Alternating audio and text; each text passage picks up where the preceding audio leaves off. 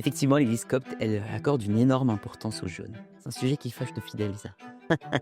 Une messe dure à peu près, en semaine, dure à peu près entre 1 heure et demie et 2 heures. Pour préserver notre héritage, on fait en sorte qu'il y ait un minimum de coptes dans nos liturgies. Et vous avez raison, c'est très important. Notre identité est religieuse, elle est marquée aussi par notre langue, hein. On va dire amen, amen, amen, je crois, 3 fois, que cela, c'est vraiment le corps et le sang du Christ. Donc en commun, il y a ce credo et cette foi commune telle qu'elle a été exprimée lors des 2 premiers conciles. Nous avons, nous, comme support musical, un chant particulier qui est spécifique à l'Occident latin, c'est le chant grégorien. On s'est inspiré de toutes les civilisations ou cultures qui ont été soit sur notre sol ou proches de notre sol. Donc, Hey, hey, hey, hey, hey.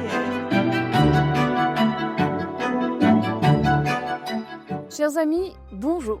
Je suis heureuse de vous retrouver aujourd'hui pour un entretien particulier entre deux personnes. Deux hommes, deux prêtres, mais de deux églises différentes. Le père Henri Favelin, que vous reconnaîtrez par sa tenue blanche, fait partie de la fraternité Saint-Vincent-Ferrier, une communauté religieuse catholique traditionnaliste d'inspiration dominicaine en Mayenne. Et face à lui se trouvera le père Abraham Chenouda, que vous reconnaîtrez par sa tenue noire. Il est prêtre copte orthodoxe du diocèse copte orthodoxe de Paris et du nord de la France. Il célèbre notamment la messe dans la cathédrale copte orthodoxe de la Vierge Marie et de l'Archange Raphaël dans le 91. Je vais leur poser des questions sur leurs différentes églises, les sacrements, leur spiritualité.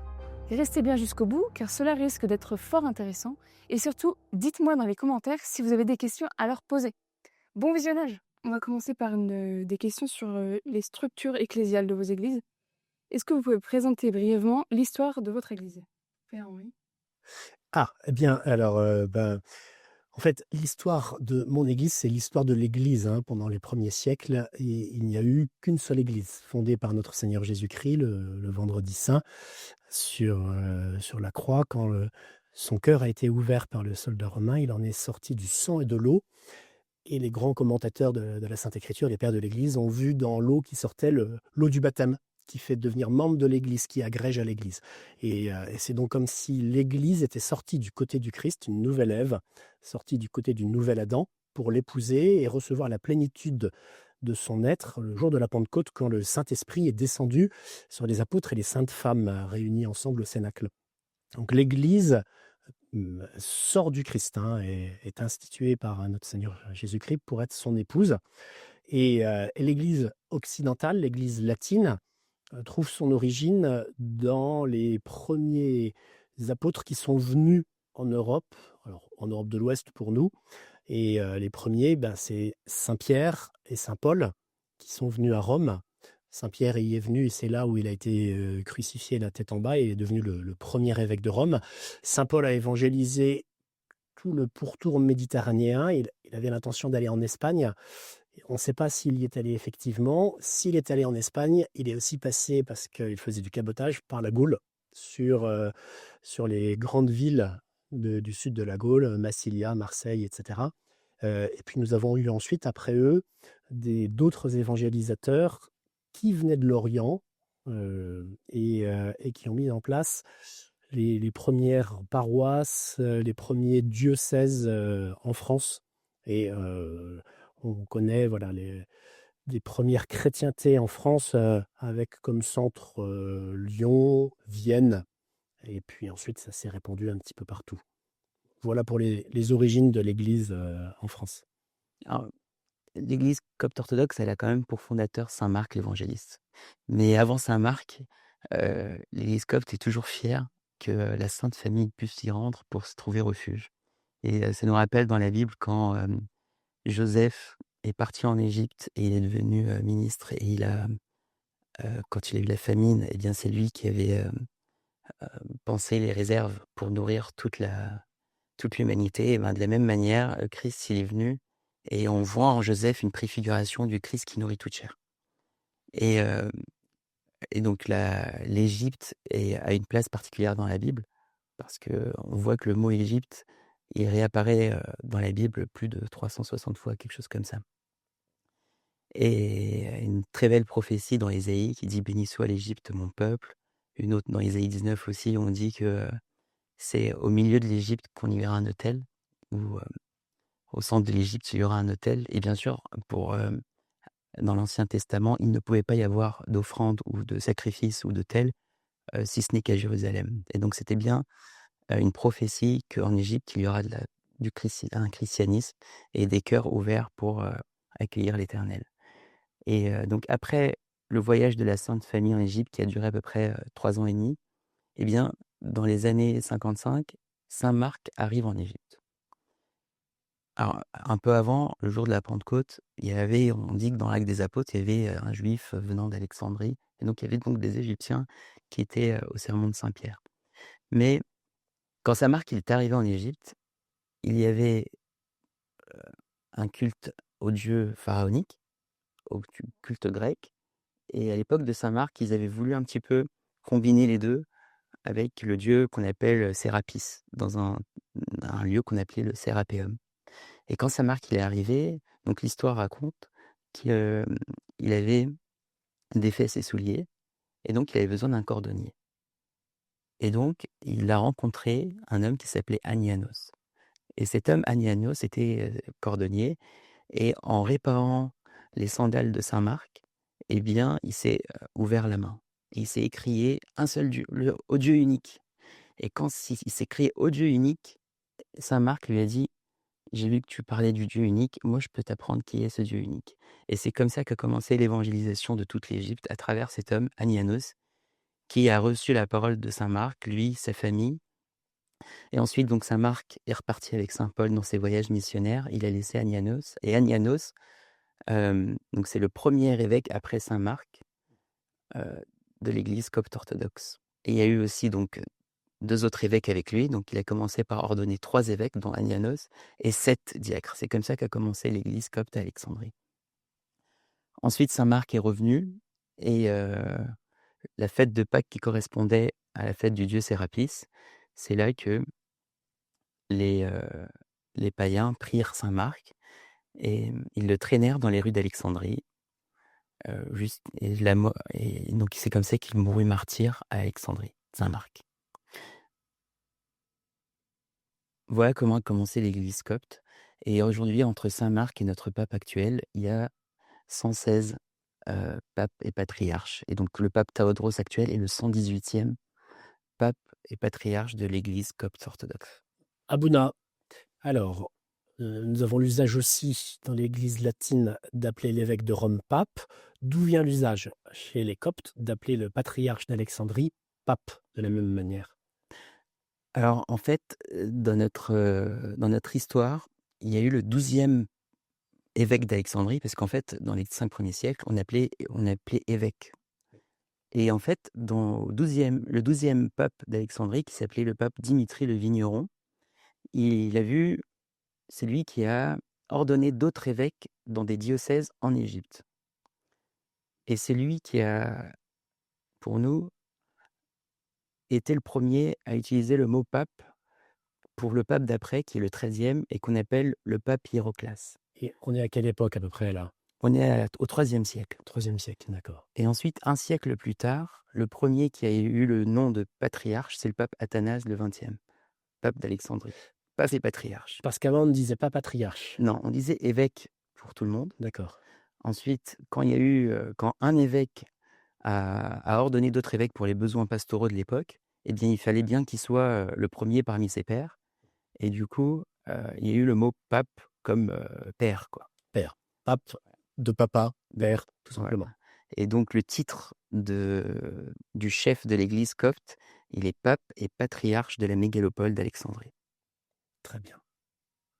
Il n'a pas d'autre titre, à savoir le patriarche donc et pape n'est pas patriarche ou n'a pas un titre sur le reste de l'Afrique ou sur d'autres parties du monde?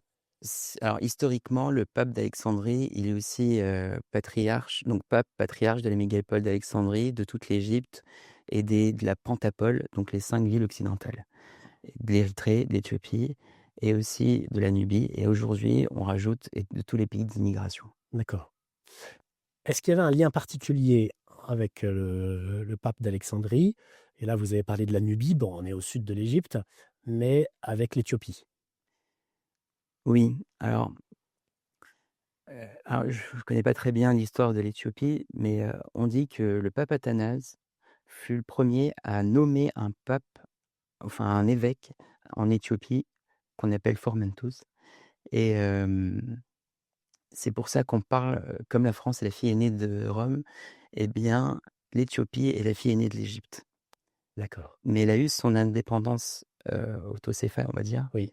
ou très récemment, il y a une soixantaine d'années, avec notre 116e pape qui s'appelle le pape Cyril VI, qui a, ordonné le premier patriarche pour l'Éthiopie. D'accord. Il y a aussi l'Érythrée, où le premier patriarche a été ordonné par le pape Shenouda III en 1998, qui s'appelait Abouna Antonios. Donc après l'indépendance de l'Érythrée, c'est ça? Oui, exactement. Donc depuis donc pas très longtemps, jusqu'à il y a pas très longtemps, Oui. l'évêque d'Éthiopie était un évêque nommé par l'Église copte et c'était un diocèse de l'Église copte, mais plus maintenant. Où séjourne le pape? Est-ce que vous avez des cardinaux? Voilà, comment est structurée votre église? Donc on a le pape et patriarche de la mégalopole d'Alexandrie qui s'appelle aujourd'hui le pape Tawadros II, qui a été, nommé en 2012. Il y a un synode qui est composé à peu près de 140 métropolites et évêques. Un métropolite, alors dans l'histoire, c'était l'évêque d'une grande ville, mais aujourd'hui, c'est un évêque qui est, avancé en âge ou en nombre d'années de service. C'est pas un évêque qui a une autorité sur plusieurs autres évêques? Pas forcément, Pas non, forcément, d'accord. non. Et donc c'est le synode, donc il constitue le synode avec donc le président du synode et le pape d'Alexandrie. Hem, L'Église est constituée de diocèses, donc des territoires. Et dans ces territoires-là, l'évêque, gère son diocèse et il est aidé de prêtres, essentiellement, et de diacres. Et vous, Grégory?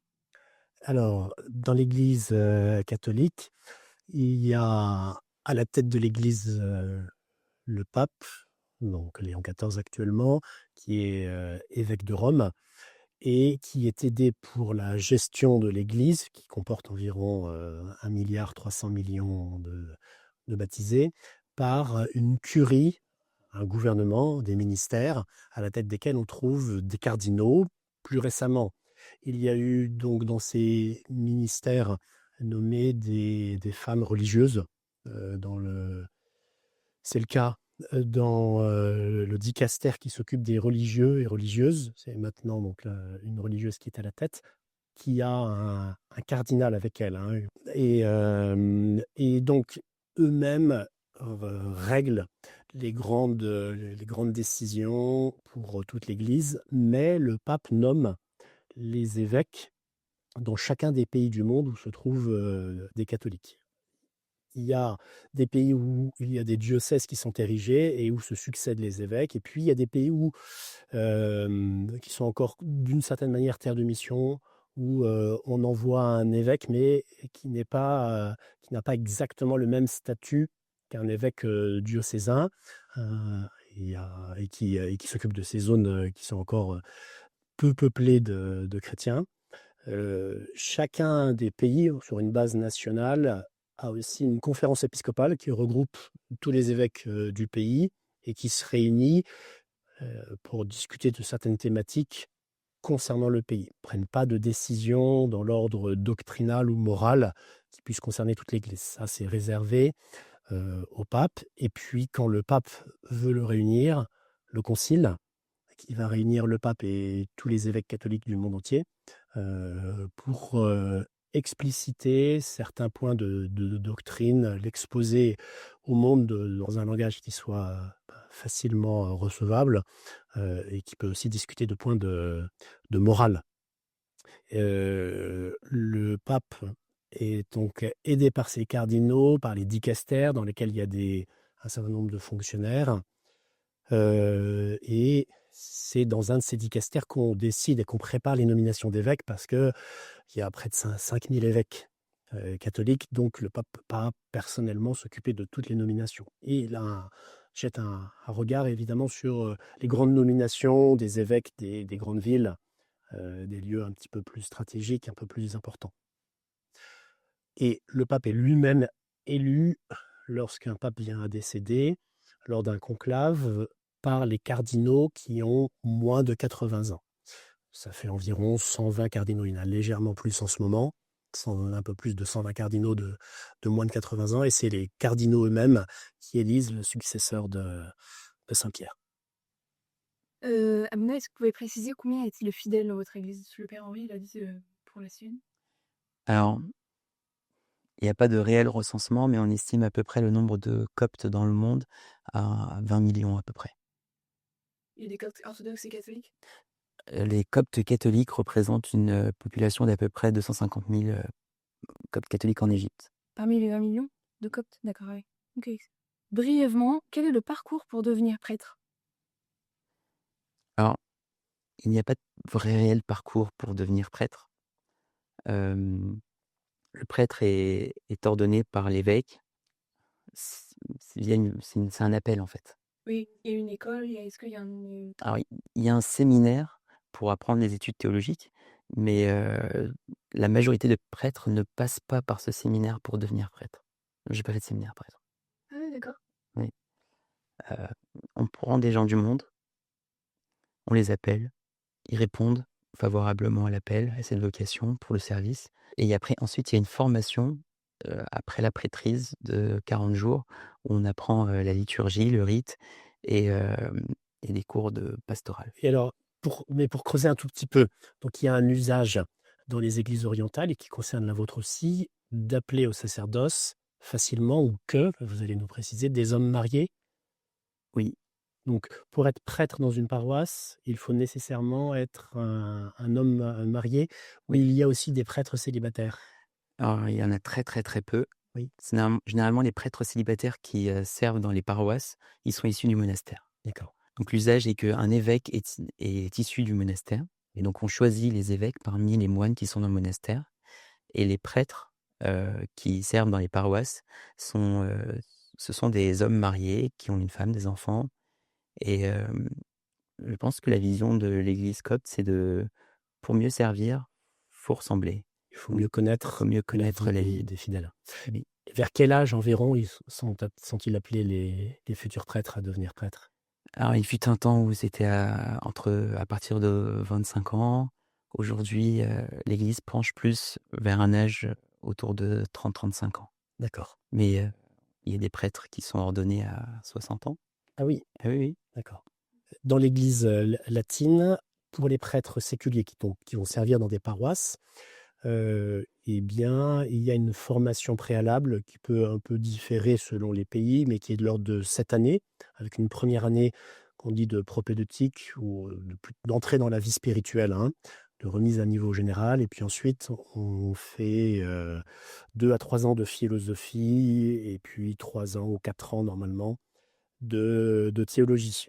Dans la vie religieuse, ça va dépendre des ordres. Dans mon ordre, dans la fraternité Saint-Vincent-Ferrier, on est d'abord religieux avant d'être prêtre, hein. On a d'abord 2 années de noviciat, et puis ceux d'entre nous qui vont devenir prêtres, qui ont cette vocation sacerdotale, vont faire ensuite une licence de philosophie, 3 ans, et puis l'équivalent d'un master de théologie, 5 ans. Alors, les prêtres, ils sont quand même choisis au bout d'un long processus de prière, de service. On ne se réveille pas, on est prêtre. Et donc, il y a un temps de prière. Le peuple prie, l'évêque prie. Oui. Le candidat à la prêtrise prie longtemps également. Oui. Et l'évêque choisit en fonction aussi des recommandations des autres prêtres et des autres serviteurs et du peuple de l'Église. Et est-ce que ça existe à Bouna, qu'un candidat puisse se présenter, aller voir son évêque en disant Saïdna, Monseigneur, je pense que j'ai l'appel de Dieu pour devenir prêtre? Non, ça n'existe Ça n'existe pas comme ça, d'accord. Non, on préfère que Dieu parle dans les cœurs des autres. On peut pas se... Alors bien sûr, comme saint Paul il dit, celui qui désire la fonction d'épiscopat, il désire une belle chose. Oui. Mais on préfère que ce soit Dieu qui nous montre, ou qui nous montre du doigt, plutôt que de se présenter soi-même. D'accord. Afin de ne pas avoir une trop haute opinion de soi-même. Dans l'Église latine, sous un certain rapport, il existe la même chose, parce qu'au terme de la formation, dans tous les cas, c'est l'évêque qui doit appeler au sacerdoce. S'il le fait, eh bien, il y aura l'ordination sacerdotale, mais il peut ne pas appeler un candidat, hein, estimer, même au bout de 5 ans, 6 ans, 7 ans, que la personne n'est pas idoine. Et donc, dans ces cas-là, le candidat ne deviendra pas prêtre, parce qu'il n'y a pas un droit au sacerdoce, en fait, hein. C'est Exactement. vraiment l'Église qui appelle. C'est l'Église qui appelle. Comme dans la Bible, en fait, parce que dans la Bible, il ne semble pas trouver une personne qui dit je veux être prophète ou je veux être apôtre. C'est le Christ qui choisit. C'est le Christ qui a choisi les 12, c'est lui qui a nommé les 70. Donc, de la même manière, ça ne vient pas de nous. Notre Seigneur dit une très belle phrase, hein, qui m'a beaucoup marqué au moment où je discernais la vocation, c'est « Ce n'est pas vous qui m'avez choisi, c'est moi qui vous ai choisi ». Père Henri, vous en avez parlé aussi. Comment est élu votre pape? Donc, dans l'Église latine, c'est pas un vrai vote. Voilà, un vote à une majorité des 2/3 des votants. Ok. Et dans la vôtre? Alors, dans notre Église, je vais parler du dernier pape, comment il a été choisi. Alors, il y a un décret de 1957 qui dit que quand le pape meurt, eh bien, dans la semaine, on doit nommer le patriarche par intérim. Donc, Oui, il y a un patriarche par intérim. oui, D'accord. qui va gérer donc toute la période vacante. Et ce patriarche par intérim, donc c'était Amba Barromios, qui est parti au ciel cette année. Et donc, c'est dans les 7 jours qu'il doit être nommé. Donc, il est nommé. Ensuite, on attend la célébration des 40 jours avant de commencer tout processus électoral. Donc, 40 jours après le décès du pape Shenouda, il y a eu donc plusieurs comités et on choisit le pape parmi les évêques et parmi les moines. Et donc, il faut 6 recommandations d'évêques pour un candidat au minimum. Donc, une liste est établie d'évêques et de moines. Et ensuite, cette liste, elle est rendue publique et elle est soumise au recours des personnes si quelqu'un peut émettre un recours ou protester sur un nom. Et donc, il y a un comité de recours qui va étudier toutes les demandes sur les personnes. Ensuite, donc la liste est un peu écrémée et il reste une liste normalement entre 5 et 7 candidats. Sur ces 5 ou 7 candidats, eh bien, il y a un vote. Qui peut voter? Choisit donc tous les évêques, des prêtres et même des laïcs. On choisit à peu près 12 par diocèse. Ça peut être des laïcs, des servants. Et donc, c'était, par exemple, en 2012, il y a eu à peu près 2500 électeurs. Oh! Ah oui, c'est un gros collège électoral, en fait, hein, dans lequel les évêques ont la minorité. Exactement. Et donc, de ce vote-là, on a 3 candidats.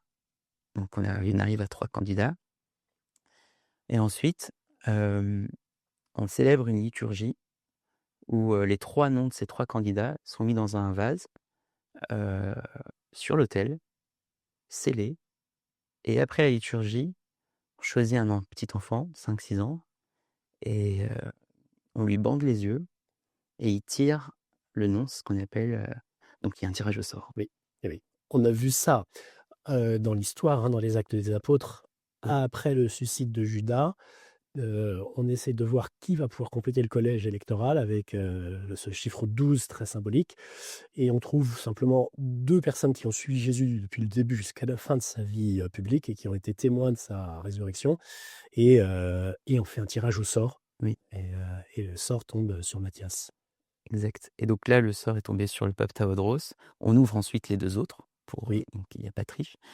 Et donc, ce processus-là, par exemple, là, il a pris 8 mois pour décider du choix du nouveau pape. Voilà comment est élu le pape chez nous. Est-ce que vous voulez revenir un petit peu sur la fumée blanche qui annonce pour la place? Oui. Alors, parmi le folklore de l'élection du pape catholique, il y a ce qu'on appelait le conclave. Donc, ça vient de conclavus. On enferme les cardinaux dans la chapelle Sixtine et puis dans les lieux où ils vont vivre. On les enferme dans les murs vraiment, de telle sorte qu'il ne puisse pas y avoir d'influence extérieure.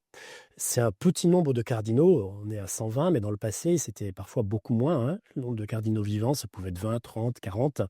Et pour éviter qu'il y ait une influence, et en particulier des puissants de ce monde, des rois, des empereurs, ils étaient enfermés et ils ne pouvaient sortir que lorsqu'il y avait l'élection. l'élection est manifestée avec on brûle les bulletins des candidatures à chaque tour d'élection, de telle sorte qu'on ne sait pas. Pour garder le secret, on doit normalement jurer le secret. Tous ceux qui rentrent jurent le secret sur ce qui s'est passé à l'intérieur. C'est bien un vote humain, hein. C'est pas le Saint-Esprit qui descend et qui désigne qui va être le pape. C'est un choix humain des cardinaux qui sont là. Mais voilà, on brûle leurs bulletins à l'issue de chacun des tours d'élection et le cardinal qui est chargé de ça mélange un produit de telle sorte que ça fasse une fumée soit noire, grise ou blanche. La fumée blanche qui sort du poêle qui est au-dessus de la chapelle Sixtine, manifestant l'élection du pape. Et à ce moment-là, toutes les cloches sonnent dans Rome et on voit la foule des Romains qui se précipitent par dizaines de milliers sur la place Saint-Pierre pour attendre le moment où le pape va sortir. On est à préparer pour lui parce qu'on ne sait pas très bien quelles vont être sa taille, sa morphologie. 3 soutanes blanches, une petite, une moyenne, une grande. Il revêt sa soutane et avant qu'il ne sorte pour être présenté au peuple romain et à toute la terre, tous les cardinaux vont faire acte d'obéissance et viennent se prosterner devant le pape, devant son siège, et jurer obéissance entre ses mains. Puis il sort et il va faire la bénédiction Urbi et Orbi. Urbi, Urbs, c'est la ville de Rome. Il bénit la ville de Rome, et Orbis, il bénit toute la terre, parce qu'évidemment, tous les chrétiens ne peuvent pas être sur la place Saint-Pierre à ce moment-là. Et c'est toujours un moment de grande émotion. Au moment où le pape Léon XIV a été élu, j'ai été en mission avec SOS, nous étions en Irak, et donc nous regardions avec un énorme intérêt les ordinateurs pour voir, et c'était avec beaucoup d'émotion de la part des fidèles qu'on a vu apparaître le pape, et on a bien senti chez Léon XIV, la caméra était un peu fixée sur son visage, qu'il était lui-même aussi très ému. Donc voilà un petit peu la façon de procéder pour l'élection. Maintenant, j'aimerais qu'on parle un petit peu de la différence entre les églises, la différence dogmatique. Qu'est-ce qui différencie en fait vos croyances entre les croyants coptes orthodoxes et les croyants latins? Est-ce que vous sauriez... Alors, si vous permettez, je commence et puis vous allez compléter. Donc, cette année, on fête un anniversaire important qui est l'anniversaire du concile de Nicée. Donc, 325, on est au 1700e anniversaire du concile de Nicée qui était le premier concile œcuménique et qui a rédigé une première formule de foi, le credo, qui a été complété au concile suivant, le concile de Constantinople, et qui a donné ce qu'on appelle le symbole de Nicée-Constantinople en 12 points, qui est une forme de synthèse, de résumé de notre foi. Et toutes les églises, absolument toutes, que ce soit latine, copte, reçoivent ce symbole de la foi, ce credo, et le partagent. Tout à fait. On célèbre cette semaine, nous, le 17e centenaire du concile de Nicée. Donc, en commun, il y a ce credo et cette foi commune telle qu'elle a été exprimée lors des 2 premiers conciles. On a en commun aussi le 3e concile, qui est le concile d'Éphèse, et dans lequel le champion de la foi a été un Égyptien. Cyril, le pilier de la foi. Voilà, et le 24e patriarche de l'Église copte, qui était, donc avec sa pensée cyrilienne, comme on dit, était le président et le héros de ce concile d'Éphèse. Et en fait, la séparation de l'Église arrive pour nous en 451 au concile de Chalcédoine.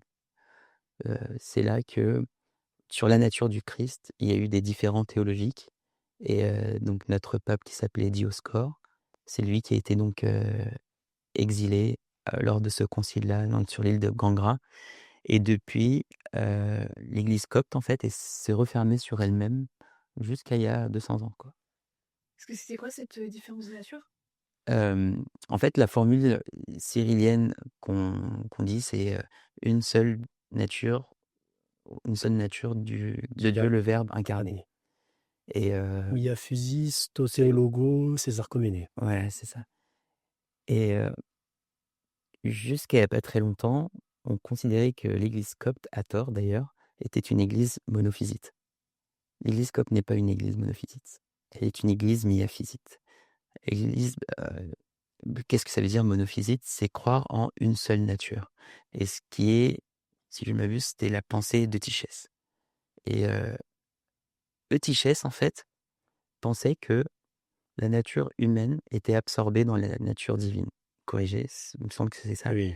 Pensait que la nature humaine, en fait, c'était comme une goutte d'encre dans l'océan, qu'il n'y avait pas lieu. Et lors de ce concile qu'on appelle le brigandage d'Éphèse, donc le concile qui a eu lieu quelques années avant le concile de Chalcédoine, Eutychès avait fait appel à l'empereur pour pouvoir être réhabilité, parce qu'il avait été excommunié par Flavien, le patriarche l'évêque de Constantinople. Et donc Dioscore était le président de ce concile d'Éphèse. Et quand il lui avait montré donc les comptes rendus de ce concile-là, on a demandé à Eutychès de, de donner sa foi.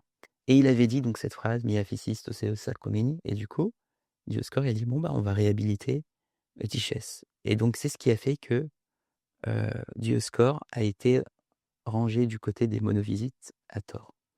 Et il y avait aussi une autre raison, c'est que le pape Léon Ier avait écrit un tome, une lettre à Flavien, et cette lettre n'avait pas été lue pour diverses raisons.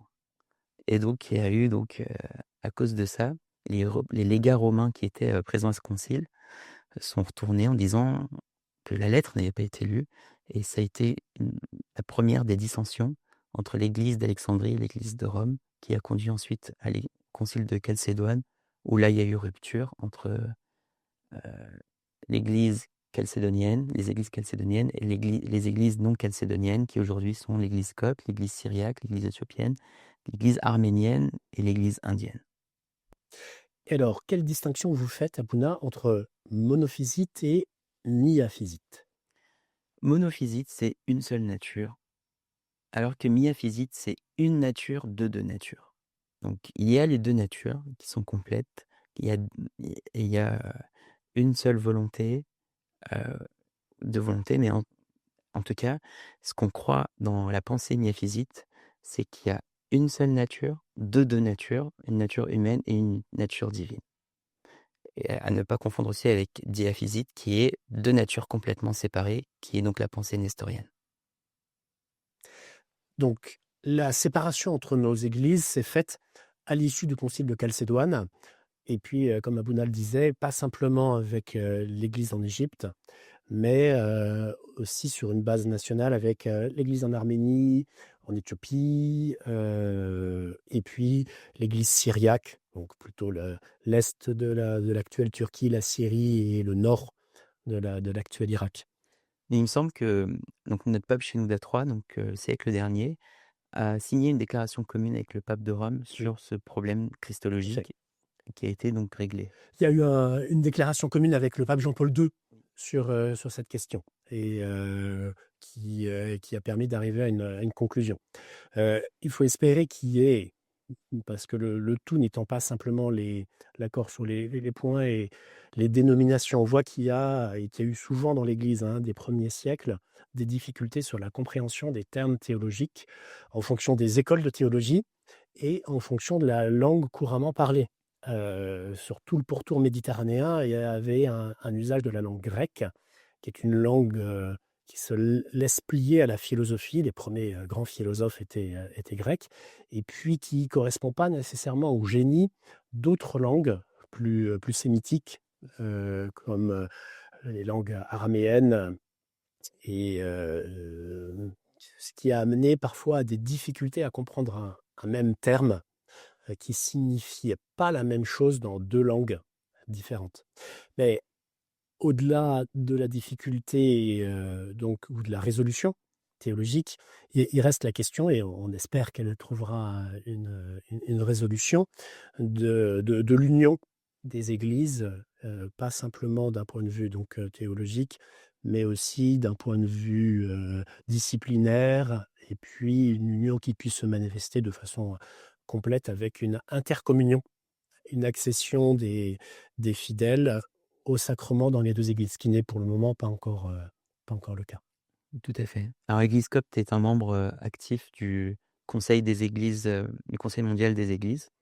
Et d'ailleurs, le mois dernier, c'était en Égypte, c'était au centre papal à Logos, où il y a eu une semaine de grande célébration du Concile de Nicée, des 1700 ans.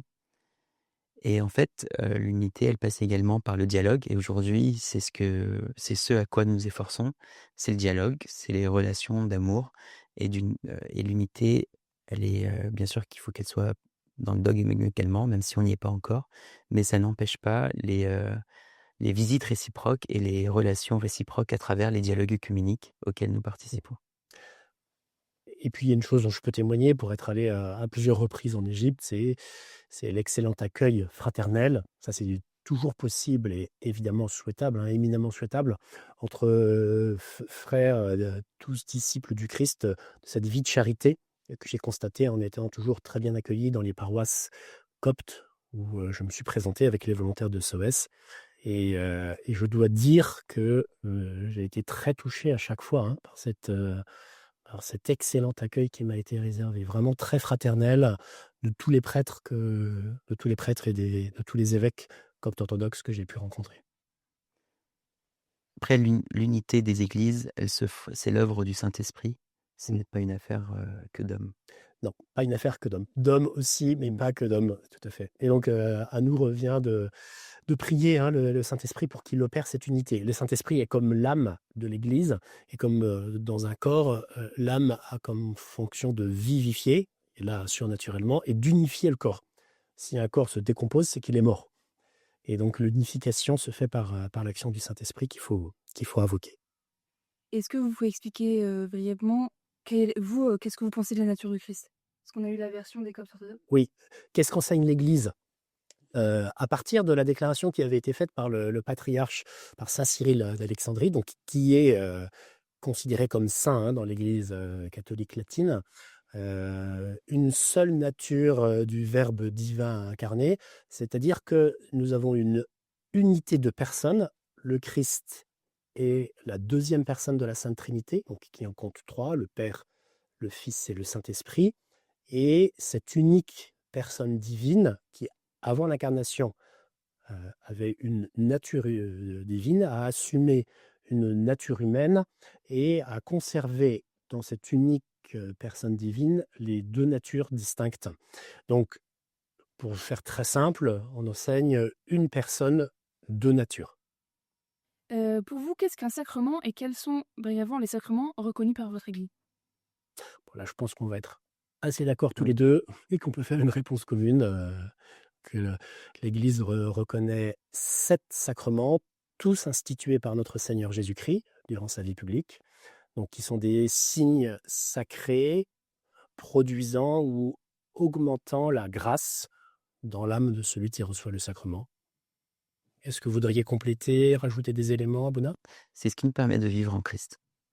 Et donc les 7 sacrements sont le baptême, la chrismation, le repentir et la confession, la communion, le mariage, le sacerdoce et l'onction des malades. Qu'est-ce que vous appelez chrismation, Abuna? Nous l'appelons d'un autre nom dans l'Église latine. Ah bon? Alors nous, c'est Confirmation. En fait, on Ah, appelle confirmation. Mais c'est une chrismation. Une chrismation, c'est-à-dire que on prend le saint crème que l'on met sur le front du baptisé pour le confirmer. Est-ce que vous pratiquez la chrismation de la même façon? Alors, elle se pratique chez nous le jour du baptême. Oui. Alors, comme chez nous, celui qui est baptisé, enfin, on baptise les enfants, Oui. les nourrissons, à 40 jours, et on fait donc une onction de 36. On fait 36 onctions, en fait. Ah oui! Ah oui! Alors là, c'est distinct par rapport à notre pratique latine. Et alors, sur quelle partie du corps faites-vous les onctions? Alors, on les fait d'abord sur la tête, sur les yeux, les narines, la bouche, les oreilles, et ensuite, donc le cœur, ventre, enfin abdomen, le dos.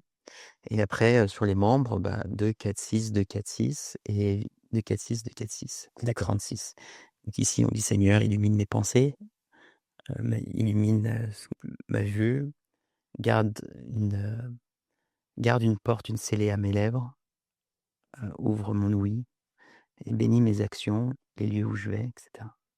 Purifie mon cœur, etc. Alors, Abuna, au moment du baptême, Oui. est-ce que les enfants reçoivent un autre sacrement? Oui, ils reçoivent la communion Sous quelle forme? des 2 espèces, Oui. donc ils reçoivent le corps et le sang, le pain et le vin. Et vous distinguez le baptême avec l'eau qui est versée ou l'enfant qui est plongé dans l'eau, de la chrismation qui passe par toutes les onctions que vous avez données. Le baptême, c'est l'immersion dans l'eau. Oui. Et donc, dans l'Église copte orthodoxe, on pratique l'immersion totale. Total, oui. Oui. Hem, on s'appuie sur, plusieurs événements dans la Bible pour ce rite-là. Alors d'abord, quand saint Paul, il parle de Moïse dans 1 Corinthiens 10, quand il parle de Moïse, quand il est passé dans l'eau, il avait À travers l'eau. quand il est passé à travers l'eau, donc il avait, la mer Rouge de part et d'autre du peuple, il avait, l'eau sous les pieds et il avait la nuée au-dessus. Donc il était recouvert d'eau et donc pour nous, c'était une immersion et également quand Philippe, dans Actes 18, quand Philippe a baptisé l'eunuque éthiopien, le verset dit: «Quand ils sortirent de l'eau». Donc c'est comme s'il y avait une immersion, Oui. totale et donc c'est avoir tout le être et le baptême est une mort et une résurrection en Christ. Oui. Et donc cette mort, on la signifie par l'immersion totale dans l'eau et ensuite, la résurrection quand il ressort de l'eau. Et alors que la chrismation, enfin ou en tout cas la confirmation, c'est l'habitation du Saint-Esprit dans la personne.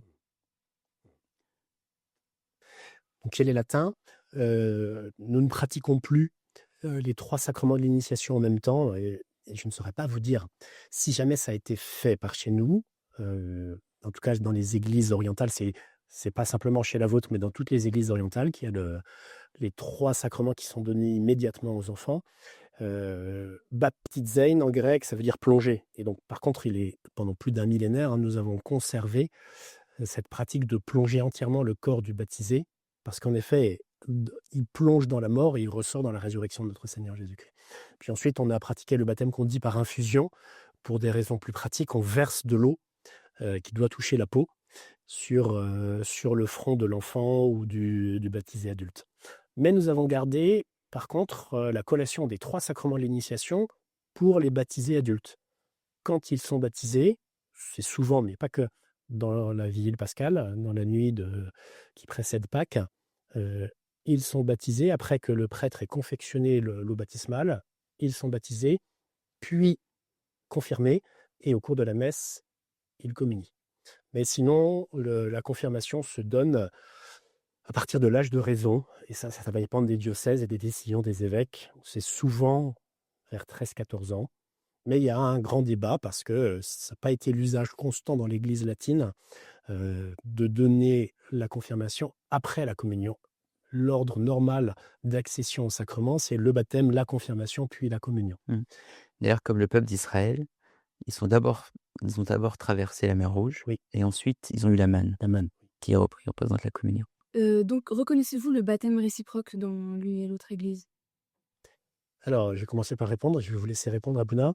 Oui, parce qu'il y a un seul baptême, et saint Paul en parle, hein, un seul baptême, une seule fois. Et donc, toute personne qui était baptisée avec le rite qui est considéré comme le rite universel, je te baptise au nom du Père et du Fils et du Saint-Esprit, selon cette formule-là, plongé dans l'eau, est reconnu comme pleinement baptisé, n'a pas besoin de recevoir un deuxième baptême. La particularité du baptême avec la confirmation et le sacrement de l'ordre, c'est qu'ils impriment un caractère invisible, une espèce de tatouage de l'âme, qui fait qu'il n'y a pas de réitération de ces sacrements, alors que d'autres sacrements peuvent être reçus plusieurs fois. Alors un catholique, qui vient dans l'église, copte orthodoxe et qui demande une affiliation ou être affilié à l'église copte orthodoxe. Alors aujourd'hui, ce qui est d'usage, c'est qu'on ne rebaptise pas, mais on confirme, on fait la confirmation comme, marque de l'affiliation à la doctrine ou à l'église copte orthodoxe. Pour pouvoir ensuite, pratiquer les autres sacrements, à savoir la communion ou le mariage ou autre. Est-ce que c'est possible de parler de la confession, voir s'il y a des différences? Comment se passe une confession dans votre église? Alors une confession, c'est la dernière étape du sacrement. Première étape, c'est le repentir. Donc je commets un péché, l'Esprit Saint qui est en moi fait que je suis pris de remords, donc que je regrette et donc je prie le Seigneur en secret en demandant pardon à Dieu et le sceau de ce pardon, il est marqué lors de, la confession avec le prêtre. Donc je viens voir le prêtre en face pour lui dire: «Père, j'ai commis tel ou tel péché». Le prêtre ici est l'intermédiaire par lequel, heu, la personne repentante va recevoir le pardon de ses péchés à travers ce qu'on appelle l'absolution. Et il va aussi être, un conseil, un encouragement pour, la personne qui vient, se confesser et heu et ce Abouna qui va être son père de confession, va être surtout être son père spirituel, qui va le guider dans ses lectures, dans ses prières personnelles et qui va, l'aider à écouter la voix de Dieu dans son cœur. Et le prêtre impose les mains? Impose les mains sur la tête de la personne. Les mains ou la main? Une ou deux? Par habitude, on a la croix dans la main Oui, et on met, la croix sur la tête. C'est pas une imposition des mains. d'accord. C'est, C'est la position de la sur croix. c'est l'imposition de la croix sur la tête. D'accord. Et vous tracez un signe de croix? À la fin, oui. On dit, «Bénis-le, purifie-le, absous-le et guide-le à l'accomplissement de ta sainte volonté et remplis-le de ta crainte». Est-ce que vous donnez des pénitences à l'issue de la confession? Alors l'histoire des pénitences, c'est un peu rigolo parce que je lisais un petit peu les canons de Nicée et je voyais un petit peu comment on est passé de 12 ans de pénitence Oui, à aujourd'hui, j'ai l'impression qu'on reçoit le pardon beaucoup plus facilement oui. que dans les premiers siècles et ça doit sûrement être dû à une faiblesse de la piété dans les gens, je pense. Aujourd'hui, une personne qui demande pardon, Oui, on ne peut pas lui refuser le pardon. bien sûr. Mais on peut lui Mais donner en même temps une pénitence sous forme de réparation ou de manifestation de se repentir. alors c'est laissé à l'appréciation de son père de confession. Oui, Il n'y a pas de canon, de règles, oui. sauf pour certains péchés. Mais d'une manière générale, c'est laissé à l'appréciation du père spirituel qui connaît mieux quiconque cette personne, si elle regrette vraiment Mmh. ou si elle est juste là pour, faire taire un petit peu la voix de sa conscience et à ce Mmh. moment-là, il faudra peut-être un peu plus serrer la vis, mais ça, c'est laissé à l'appréciation du prêtre. Est-ce qu'il y a des péchés dont l'absolution n'est possible que par un évêque? Alors non, mais en théorie non, mais par exemple, s'il y a un péché d'avortement, Oui. Même. c'est l'évêque qui doit donner Mmh. l'absolution. Oui, vous pouvez dire, Normalement dans la loi, enfin dans les oui, lois de l'Église, c'est 1 an sans communion, par exemple. d'accord, Mais c'est laissé à l'appréciation de l'évêque, là. oui. Dans l'Église latine, la confession se passe normalement dans un espace clos, et on a conçu, c'est relativement récent, hein, ça a 5 siècles, des confessionnaux, qui sont ces petits, cabinets en bois au centre duquel le prêtre est assis et il peut avoir à droite et à gauche, des pénitents, un qui attend que l'autre ait fini. Il y a une grille entre le pénitent et le prêtre toujours, des rideaux qui cachent, on ne sait pas qui va se confesser, l'obscurité qui permet aussi au pénitent de ne pas être nécessairement reconnu par le prêtre. Alors ensuite, quand on confesse les gens de sa paroisse, on peut reconnaître les voix, on les reconnaît. Mais c'est pour garder une certaine, discrétion et puis pour faciliter en fait l'aveu des fautes, de telle sorte qu'on ne voit pas les traits du visage au moment de l'aveu des fautes. Et ça, c'est important aussi, cette, discrétion pour les personnes qui sont évidemment qui vivent parfois des émotions fortes au moment où elles accusent leur péché. Et le prêtre donne l'absolution, il commence la prière les mains jointes, puis il continue à dire les prières de l'absolution, une main levée vers le pénitent et à la fin, il trace le signe de croix en disant: «Et moi, je t'absous de tous tes péchés au nom du Père et du Fils et du Saint-Esprit». Aujourd'hui, l'usage dans l'Église, et je pense que c'est un bon usage, c'est d'être très accueillant et très facilitant pour permettre que les fidèles reviennent facilement se confesser. Donc les pénitences qui sont données, c'est toujours prévu normalement, hein, qu'il y ait une pénitence. Les pénitences qui sont données sont légères, c'est, un Notre Père, 3 Je vous salue Marie, une dizaine de Je vous salue Marie, et puis on va donner des pénitences plus lourdes pour, des péchés beaucoup plus graves. L'intérêt de la pénitence, c'est aussi de donner une idée, si c'était nécessaire, au pénitent, de la gravité de l'acte qu'il a posé. Mais ça va, comme, vous l'avez évoqué, dépendre un petit peu aussi de ce que comprend le prêtre, de la contrition du pénitent, de sa disposition. Pour certains pénitents, ils ne comprendraient pas que pour un acte grave qu'ils ont commis et pour lesquels ils ont parfois du mal à se pardonner eux-mêmes, mais quand ton cœur te condamne, Dieu est plus grand que ton cœur, qu'on leur donne une petite pénitence. Et donc il est plus raisonnable, plus prudent à ce moment-là de donner en fait une grosse pénitence. Mais c'est au choix et au discernement du prêtre. Et donc les prêtres peuvent être un peu différents hein, sur ce point-là. Certains prêtres sont plus sévères, d'autres un peu plus doux dans les pénitences qu'ils peuvent donner. Alors, je pense que dans la confession, c'est la sincérité du repentant qui fera qu'il en sortira meilleur ou pas. Je veux dire, pareil que 2 personnes peuvent dire le même péché, mais il y en a un qui est un peu plus repentant que l'autre, eh bien, Oui. il va ressortir avec une grâce, c'est sûr. Et c'est pas le conseil du prêtre, heu, qui va aider le repentant, mais c'est la sincérité, son honnêteté qui fera qu'il entendra ce que dit le prêtre comme le message de Dieu pour lui. En fait, ce qu'on dit souvent à propos des sacrements, c'est que les sacrements dispensent la grâce, mais on reçoit cette grâce sacramentelle en fonction et en proportion de la disposition intérieure, Oui. qui dépend elle-même d'une grâce précédente.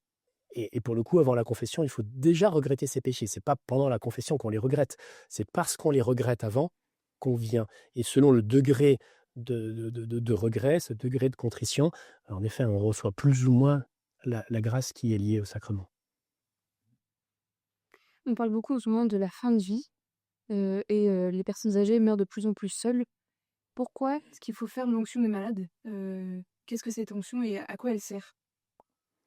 Tout sacrement pardonne les péchés. Donc le baptême pardonne les péchés, la confession, la communion est en rémission des péchés, en salut pour tous ceux qui y communeront. Et l'onction des malades, c'est pareil. C'est pour, donc on prie l'onction des malades pour dire à Dieu: «Si c'est une maladie qui va mener à la mort, pardonne-lui ses péchés. S'il a eu des négligences qu'il a oubliées, heu, rends-le apte, prêt à te rencontrer». Ensuite, concernant la fin de vie, je pense que c'est la même position avec l'Église catholique. On est contre l'euthanasie active, à savoir, mais on tolère l'euthanasie passive, à savoir débrancher. C'est bien ça? Oui, alors on n'appelle pas ça euthanasie passive pour éviter les confusions, mais le voilà, Oui. le non-acharnement thérapeutique, donc Ça se passe comment, l'onction? Est-ce que vous et l'onction des malades, alors, je confirme exactement ce que Abuna vient de dire, hein. L'onction des malades, tous les sacrements donnent en effet le pardon des péchés. Il y en a 2 qui sont très ordonnés à ça, le baptême et la confession, mais l'extrême onction aussi. La formule, hein, que l'on utilise, il y a d'abord un certain nombre de prières qui sont faites. On relit un passage de l'épître de saint Jacques qui évoque le fait que quand il y a un fidèle qui est malade dans la communauté, qu'on aille chercher un prêtre, le prêtre priera sur le malade, il lui, fera une onction d'huile et ses péchés seront remis. Et donc on fait une série de 7 onctions avec l'huile des malades. Dans l'église latine, vous nous direz ce qu'il en est chez vous, Abuna, nous avons 3 types d'huiles différentes. Nous avons donc le Saint-Crème, nous avons l'huile des catéchumènes et puis l'huile des malades, des infirmes. Et donc l'huile qui est utilisée, ces 3 huiles sont consacrées par l'évêque pour tout son diocèse pendant une messe spécifique qu'on appelle la messe chrismale pendant la Semaine Sainte et qui sont utilisés pendant 1 an et au bout d'1 an, on les brûle, ceux qui restent, et puis on en consacre de nouveaux. Cette huile va être ointe sur les yeux, les narines, les lèvres, les oreilles, les mains et les pieds. Donc ça ressemble un peu hein, à ce que vous faites pour le baptême, pour la chrismation. Pour le malade, on fait pas ça. Mais pour la chrismation, vous le Ah faites. oui, exact. Pour le malade, il y a 7 prières. Donc, Oui. et on lit également l'épître de saint Jacques que vous avez cité. Et à la fin, l'onction, elle se fait sur la tête, sur la gorge et sur les 2 mains.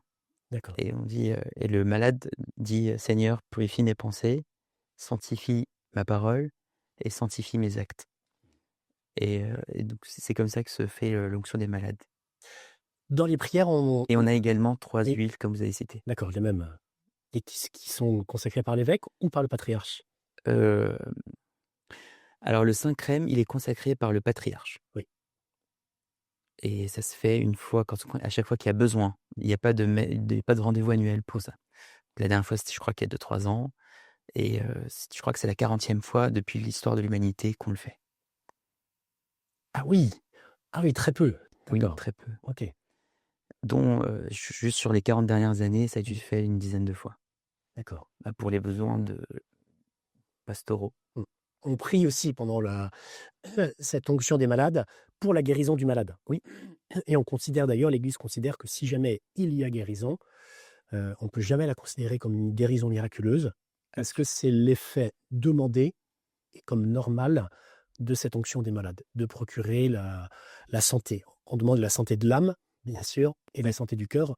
Et si la santé du corps est obtenue, c'est C'est pour ça que normal. dans l'oraison des malades, on dit Seigneur, guéris les maladies de nos âmes et soigne celles de nos corps.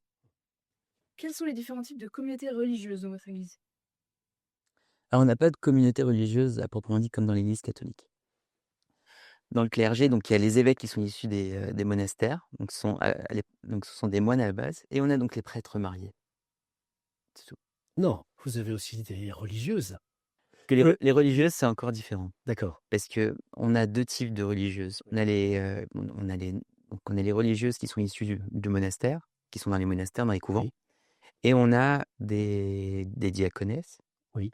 Et on a aussi des religieuses qui sont dans des centres, soit dans des orphelinats, dans des maisons de santé, dans des EHPAD, mais elles n'ont toutes pas le même rite. Oui. Et pour être tout à fait honnête, je ne sais pas comment elles sont organisées parce qu'elles elles sont désignées et nommées dans leur diocèse. Il n'y a pas de... Par exemple, vous avez dit que vous étiez de la fraternité de Saint-Vincent. Saint-Vincent-de-Chevrier, oui. Chez nous, on n'a pas de ce type de Oui. communauté-là. C'est pour ça que je dis non tout à l'heure. Vous avez rencontré des religieuses? Oui, elles Elnar. Ah oui. Donc, qui, il me semble, sont relativement récentes, qui doivent dater des années 70 ou Avant 80. 70, il n'y avait pas de religieux. Oui. Et qui s'occupent en effet dans les dispensaires, qui font beaucoup d'œuvres sociales. Oui, exact. Mais je ne connais pas très bien, moi. D'accord. Et alors, les moniales, les femmes qui vivent dans les monastères, ça existe bien Ah oui, chez bien vous? sûr, depuis, Oui. depuis toujours. Enfin, Toujours, toujours depuis le monachisme. D'ailleurs, dans l'histoire de saint Antoine, quand il a tout vendu pour se retirer dans le désert, l'histoire dit qu'il a emmené sa sœur dans un couvent, dans un endroit pour femmes. Saint Antoine est le fondateur du monachisme. Saint Antoine, donc, il est né dans les années 250 quelques, 254. Il était très riche. Il avait énormément de terres. C'est comme un milliardaire aujourd'hui. Et un jour, il est dans l'église et il entend le diacre qui lit l'évangile et qui lit ce verset. Si tu veux être parfait, va, vends tout ce que tu possèdes et suis-moi. Et il va appliquer à la lettre ce verset. Il va prendre ce verset, il va vendre tout ce qu'il a, il va emmener sa sœur dans un couvent ou enfin dans une communauté de femmes, et ensuite il va se retirer dans le désert, et c'est lui qui va être, c'est lui qui va mettre une règle pour le monachisme. Et il va se diriger vers le désert oriental, et il va fonder ce qu'on va appeler l'érémétisme, le fait d'être un ermite, de vivre seul, et autour de lui, beaucoup d'hommes vont être attirés par ce système de vie. On a aussi saint Macaire le Grand, qui est un disciple de saint Antoine, qui est dans le désert occidental, lui et saint Amoun, et qui vont être des disciples de saint Antoine, et qui vont, eux, instaurer ce qu'on appelle le semi-érémitisme. Donc, ça veut dire qu'ils ne vont pas vivre en solitaire, mais ils vont vivre quand même chacun dans sa cellule, mais à chaque fois à quelques centaines de mètres les uns des autres.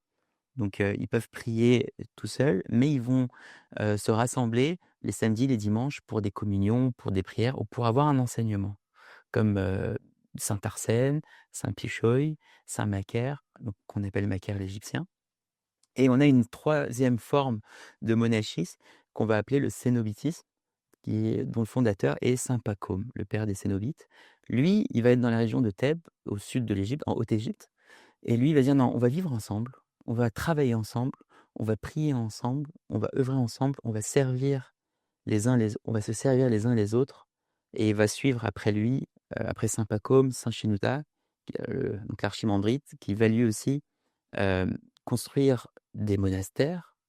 Et à l'époque, je crois que saint Jean Cassien, qui a passé quelques années en Égypte, disait que d'Alexandrie jusqu'à Thèbes, on pouvait traverser tout le pays en entendant le chant des moines, tellement il y avait de moines à l'époque.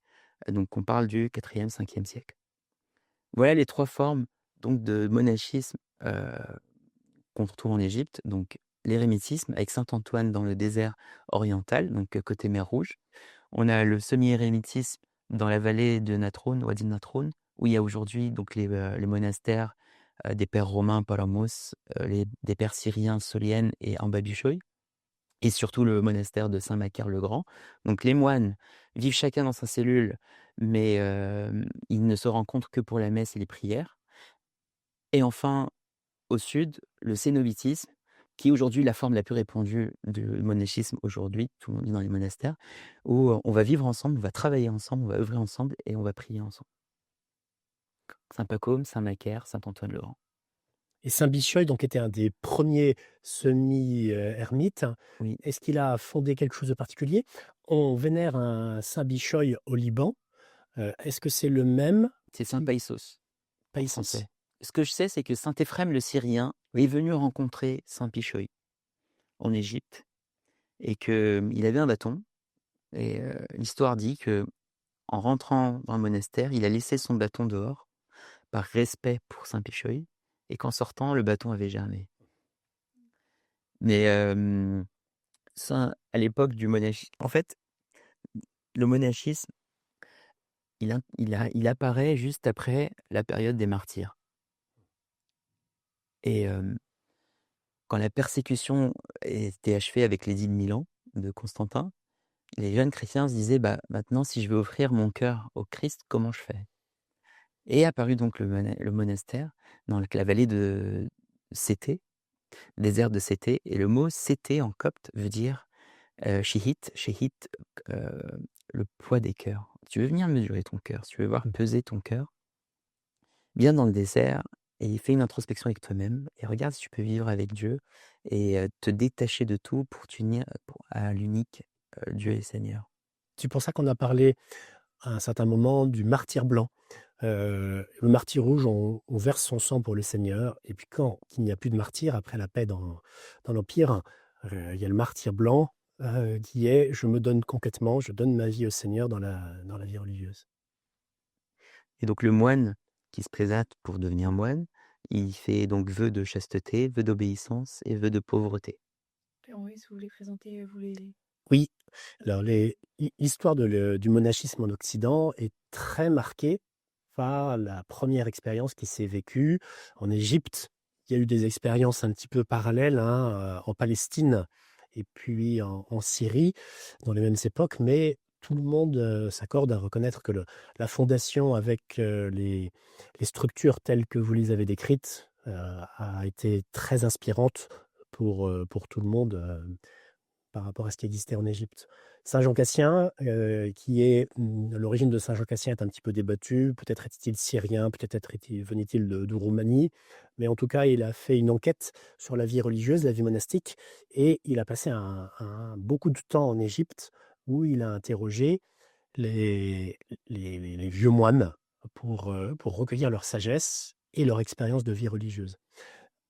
Il a collationné tout ceci, et ça a donné un recueil que nous appelons les collationes, donc les collations, qui étaient lues tous les soirs dans les monastères bénédictins. Saint Benoît s'étant beaucoup inspiré de Saint Jean Cassien et de son expérience de la vie égyptienne, qui a donné leur nom au repas du soir, les collations, du fait du titre de ce livre écrit par Saint Jean Cassien après avoir conféré et collationné les dires des vieux moines égyptiens. Donc, Mais il y avait aussi Palade qui était parti en Égypte pour recueillir, tous ces apophthegmes, mais raconter l'histoire, notamment de Macaire le Grand, de Moïse, ce qu'on appelle, Moïse l'Éthiopien. oui, Et c'est Palade, alors, il était palestinien, je crois, mais je suis pas sûr. je ne sais pas. D'accord. Mais en tout cas, ce qui ressort aujourd'hui de ce monachisme, heu, primitif en Égypte, c'est les apophthegmes des pères du désert que tous les moines lisent aujourd'hui.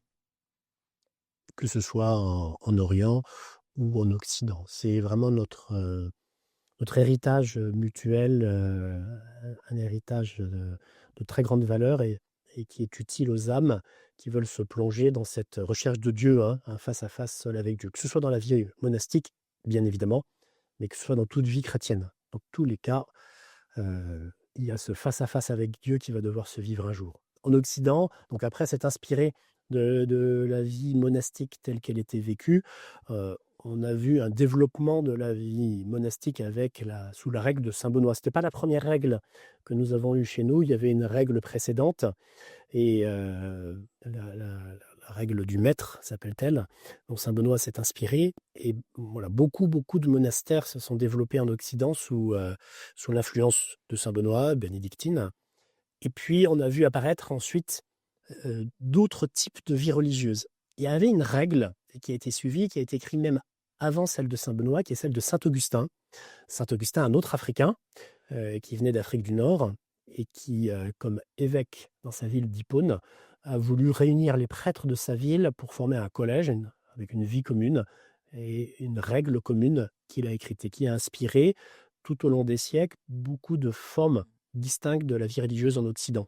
Donc les chanoines réguliers, qui sont directement issus de cette vie telle que saint Augustin l'a fait mener à ses prêtres. D'autres communautés plus modernes, l'Emlène par exemple. Saint Augustin, je crois qu'il a été Oui, influencé par le récit de la vie de saint Antoine qu'a oui. écrit Athanase. C'est ça qui a, chez lui, fait le déclenchement hein, pour sa conversion en fait, de quitter le monde et revenir sur son continent, en Afrique, quitter Milan. Il s'est converti sous l'influence et il a reçu les sacrements de saint Ambroise.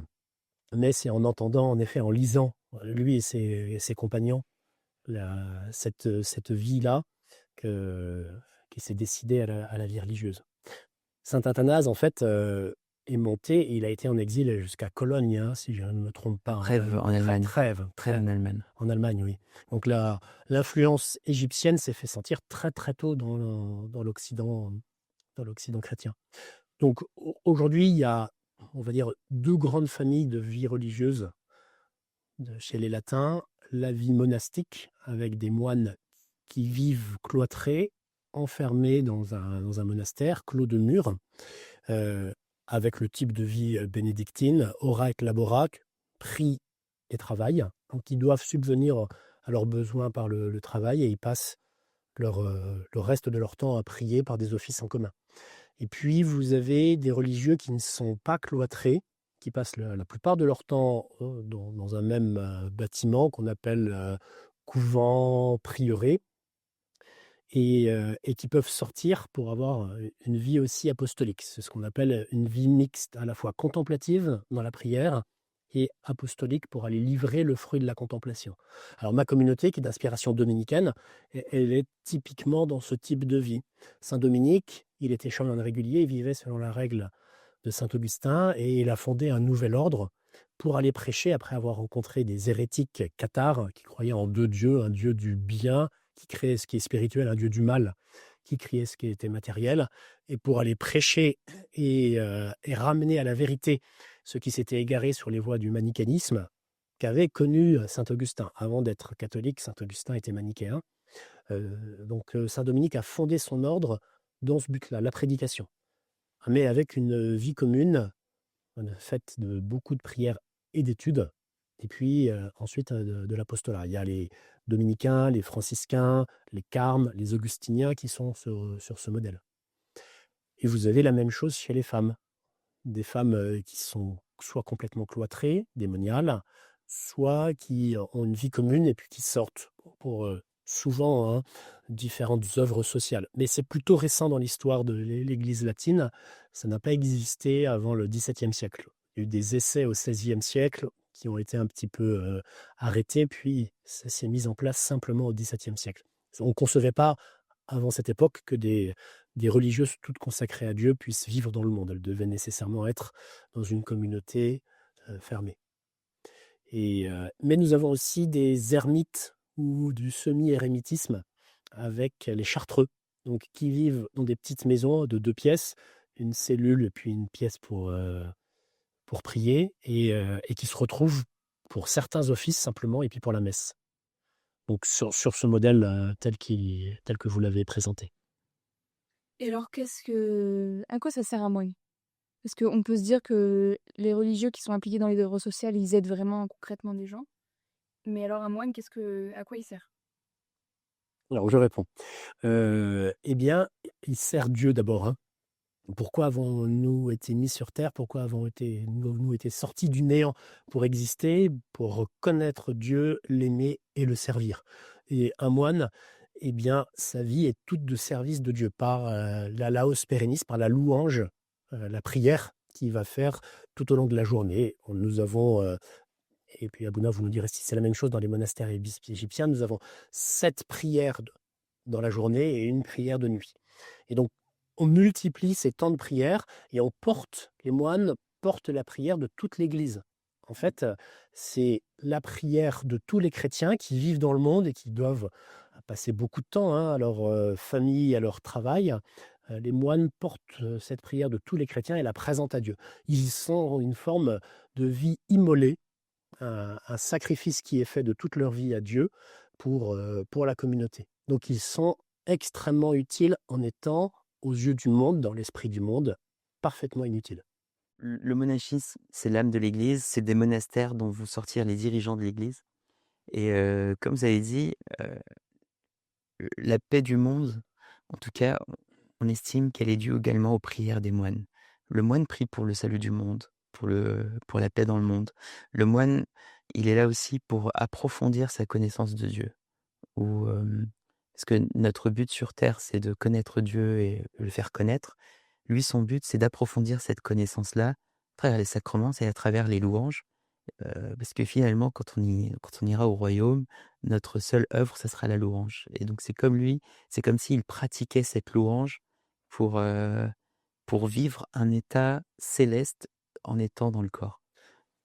Et je rebondis sur ce que vous dites, Abouna. Je pense que c'est vraiment ça. Les moines ont aussi une fonction de représenter aux yeux de tous les chrétiens et des non-chrétiens quel est l'état dans lequel on pourra être plongé au ciel, hein. Nous sommes une annonce, alors on utilise le terme un peu barbare, eschatologique, qui renvoie à notre dernier état, au ciel, qui dit comment nous serons au ciel, nous serons plongés dans la louange, plongés en Dieu dans une béatitude qui n'a pas de fin. Ça, on dit aussi chez nous que le moine est un homme céleste ou est un ange humain. Et maintenant, on va parler un peu de la messe. Qu'est-ce que la messe dans votre église et comment elle se déroule? Allez-y, Abouna. Alors, on se prépare à la messe déjà à la veille. Donc, la veille d'une messe, il y a eu un office du soir. On prépare nos cœurs à recevoir le corps et le sang du Christ le lendemain. Donc, la journée liturgique, elle commence par donc l'office, une louange de la veille, où il y a des lectures, il y a une louange, et ensuite, le lendemain matin, il y a la prière de l'aube qui précède la liturgie. La liturgie, elle est constituée de 2 parties. Elle dure 2 heures, plus ou moins. La première partie, c'est ce qu'on appelle la liturgie du verbe ou la liturgie de la parole, où on va lire des extraits bibliques. Et la deuxième partie, c'est la liturgie des croyants, qui va se terminer par la communion. Dans la liturgie de la parole, le prêtre choisit le pain de l'offrande. Et ensuite, on va lire les extraits bibliques qui ont tous un sens, qui ont tous un but, pardon. On va lire un extrait d'une épître paulienne, un extrait de l'épître catholique, un extrait de l'Acte des Apôtres, un psaume et un évangile. Les épîtres de saint Paul, elles sont souvent, l'accent est souvent mis sur la grâce de Dieu. C'est pour ça que la conclusion de cette épître-là, on dit toujours: «La grâce de Dieu le Père soit avec vous, mes pères et mes frères. Amen». Donc ça, c'est l'épître paulienne. Parce que, et le verset, très fameux dans l'épître aux Corinthiens, je crois, où, quand saint Paul parle de l'épine qu'il avait et le Seigneur lui a dit: «Ma grâce te suffit». Et dans l'épître à l'Église universelle ou à l'Église catholique, eh bien, l'accent il est mis sur l'œuvre de l'homme. Et donc c'est pour ça que souvent dans les épîtres, donc de saint Jacques, de saint Pierre ou de saint Jean, de saint Jude, hem, qu'est-ce que tu dois faire, toi, homme? Donc quel est ton effort personnel? Donc saint Jacques, il va parler par exemple des péchés de la langue, saint Pierre va parler de comment affirmer sa foi dans le monde. Saint Jean va parler de l'amour. L'amour est une décision, c'est pas des sentiments, c'est que tu décides d'aimer. Et c'est pour ça que la conclusion de cette épître catholique, c'est ce qu'a dit saint Jean dans son épître: «N'aimez pas le monde, ni les choses de ce monde aura une fin, ainsi que ses convoitises, mais celui qui fait la volonté de Dieu demeure éternellement».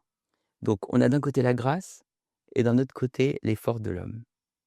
Et c'est la grâce, elle est très importante, mais sans l'effort de l'homme, elle n'a pas lieu.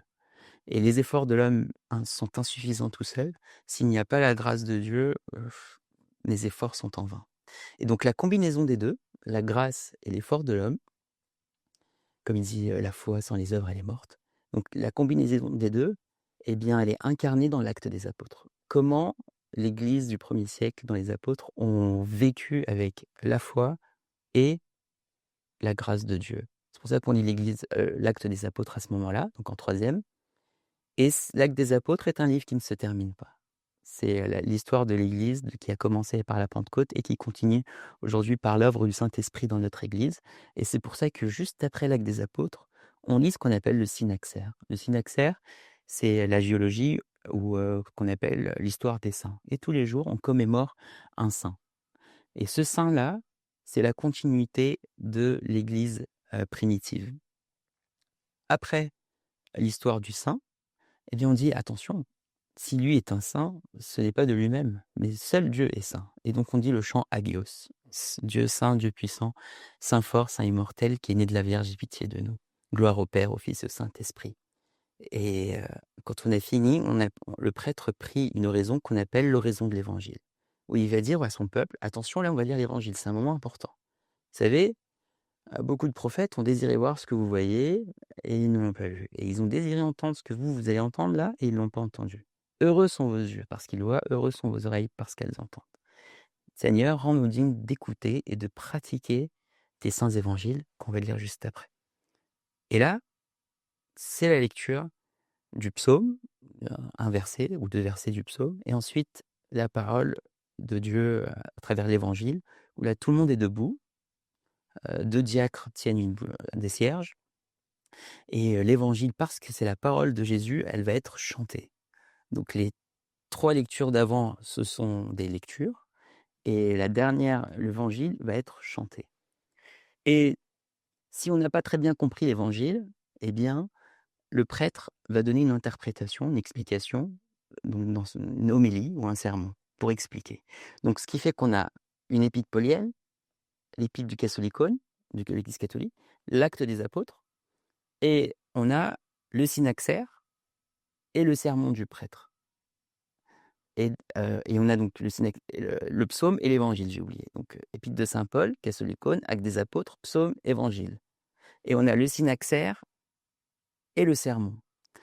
Et donc ces 7 lectures-là, ces 5 et 2, les prêtres les pères de l'Église ont souvent assimilé ça aux 5 pains et 2 poissons, qui, avec la bénédiction de Dieu, ont rassasié la multitude des foules. De la même manière, la parole de Dieu rassasie notre âme. Et donc c'est la liturgie du Verbe, la liturgie de la parole. Ensuite, on a la liturgie des croyants, avec l'anaphore, l'institution narrative, où on se remémore ce que le Christ a fait.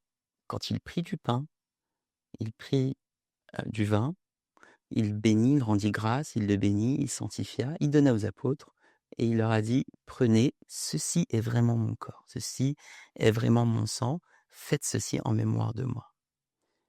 Et vu que donc il y a l'invocation du Saint-Esprit et que le Saint-Esprit est présent et il va donc faire de ce pain le corps et faire de ce vin le sang, eh bien, on va demander tout ce qu'on veut. On va demander la paix pour l'Église, de préserver la vie de notre du pape, de l'évêque, de préserver les prêtres, de leur donner un service fructifié, de préserver toutes les âmes fidèles de l'Église du monde. On va prier pour le salut du monde, on va prier pour la nature, pour les eaux des fleuves, les fourrages, les produits des champs, les vents du ciel, on va prier pour le climat, on va prier également pour la veuve, l'orphelin, l'étranger, le visiteur. On va demander à Dieu de conduire notre vie. Ensuite, on va se souvenir de tous les saints qui nous ont enseigné le chemin de la vérité dans la doctrine, ce qu'on appelle la commémoration des saints. On va aussi se souvenir des gens qui nous ont précédés, qui sont partis au ciel avant nous. L'église, donc on est l'église des combattants et eux, ils représentent l'église victorieuse. Et après, on va arriver à un moment très crucial qu'on appelle la fraction du pain, où on va se souvenir, et même le ton et le chant de la liturgie de Saint Basile compris, donc le Saint Basile l'évêque de Césarée, de Cappadoce, Césarée de Cappadoce, eh bien le chant va être sur un ton qu'on appelle mélismatique, où on va fractionner le corps du Christ pour se souvenir de ses douleurs ou de ses souffrances vivifiantes et salvatrices. Avant la confession finale, où on va dire Amen, Amen, Amen, je crois, 3 fois, que cela, c'est vraiment le corps et le sang du Christ qu'il a pris de Notre-Dame et Reine à tous la Vierge Marie. Il a confessé la bonne confession devant Ponce Pilate, et on va rappeler un dogme euh, doctrinal très important, où on dit et on affirme que sa divinité et son humanité, que sa divinité ne s'est jamais séparée de son humanité, même l'espace d'un moment ou d'un battement de cils, et il l'a rendu un avec, sans mélange, sans confusion, sans changement. Ce corps-là, il est donné pour nous en rémission des péchés, en vie éternelle, en salut et en vie éternelle à ceux qui y communient. Je crois que tout ce qu'on a dit, c'est la vérité. Pour dire que si tu acceptes de te présenter à ce sacrement, tu acceptes ce témoignage et tu as cette foi. Et ensuite, on va procéder à la communion dans les 2 espèces. D'abord le pain, le corps, et ensuite le sang à travers le vin. Tout le monde communie des 2 espèces. Et ensuite, le peuple est renvoyé après l'agapé. Abuna, la consécration du pain se fait avec un pain qui a été choisi par le prêtre. C'est un pain levé ou un pain azime? Je veux pas dire de bêtises, mais je peux vous dire comment est fait. Oui, décrivez-nous. Sans levure, en fait, ils mettent de la levure Oui, et ensuite la levure, je crois qu'elle rentre dans enfin, quand le pain est enfourné, oui, la levure représente le péché. Et d'accord. quand il est enfourné, la levure n'est plus, comme si le péché n'était plus. Mais je suis pas sûr de cette info, mais il me semble Mais que c'est votre comme ça. pain, Oui, oui, donc c'est du pain, un pain levé. épais, levé, et qui est coupé au cours de la cérémonie, donc comme vous Pendant nous la l'avez décrit, fraction, au oui. moment de la fraction. Il n'est pas prédécoupé comme le font les Byzantins, par exemple. Non, non, non, non, non. J'aurais dû en ramener une avec moi. Oui, Oui, voilà, le pain est levé et oui, il est coupé par les mains du prêtre. très bien. Et donc ensuite, ceux qui communient vont recevoir une fraction de ce pain dans la bouche. Dans la bouche, Ils vont recevoir le précieux sang dans une cuillère. oui, qu'on appelle le mystère. Bien. Et est-ce que les enfants, puisqu'ils ont fait leur première communion, leur baptême, peuvent accéder à ces sacrements, et si oui, à quel âge? Dès le baptême, Dès le baptême. Donc un enfant d'1 an peut recevoir de nouveau la communion. bien sûr. Tous les dimanches s'il veut. Et est-ce qu'il arrive que des fidèles désirent prendre le pain dans leurs mains? Non, ce n'est pas possible. Non, parce que dans les- le bleu, c'est notre Seigneur Jésus-Christ, c'est le vrai corps de notre Seigneur Jésus-Christ, on ne le lâche pas avec ses mains. Les messes à Bouna, elles sont célébrées, donc elles sont préparées la veille, elles sont célébrées le matin après une première prière, elles sont célébrées tous les jours ou simplement le dimanche? Il peut y avoir une messe tous les jours. Oui. Alors, la particularité de la messe dominicale du dimanche, c'est qu'il y a un sermon, il y a plus de monde. Elle dure peut-être un peu plus longtemps. Mais une messe dure à peu près en semaine, dure à peu près entre 1 heure et demie et 2 heures. Elles sont célébrées dans la langue, copte, Oui, arabe ou oui. français, En France, j'imagine que pour les lectures, vous les faites en français. bien sûr. Qu'est-ce qui reste dans votre liturgie, des parties de la messe où on célèbre en copte? Est-ce que quelles sont les parties où, les prières sont dites en copte? Il n'y a pas de partie spécifique pour un langage, particulier. Aujourd'hui, la messe peut être célébrée soit tout en copte, elle peut être Oui, célébrée même tout en français ou même oui, tout en arabe. oui, Il n'y a pas de particularité de langage sur, certaines parties. d'accord. Le support de votre langue liturgique, qui maintenant malheureusement est une langue morte, c'est un alphabet grec augmenté, l'alphabet copte. Et alors, est-ce que les fidèles ont accès, la plupart d'entre eux connaissent cet alphabet ou simplement ceux qui ont fait des études spécifiques et sont capables de lire sur les livres si c'est écrit en copte? Vos icônes dans vos églises, pour reconnaître les saints, il y a deux manières. Il y a, comme partout, hein, comme chez nous, il y a à la fois les instruments de leur passion, des signes qui les font reconnaître, et puis il y a leur nom, et c'est écrit à chaque fois en copte. Alors ça peut être écrit aussi en français, ça peut être Ah, c'est aussi en en arabe. arabe? D'accord. La langue fait partie de notre identité, donc c'est pour ça qu'on maintient quand même un minimum de copte, que ce soit dans nos liturgies Oui, ou dans nos louanges. Hem,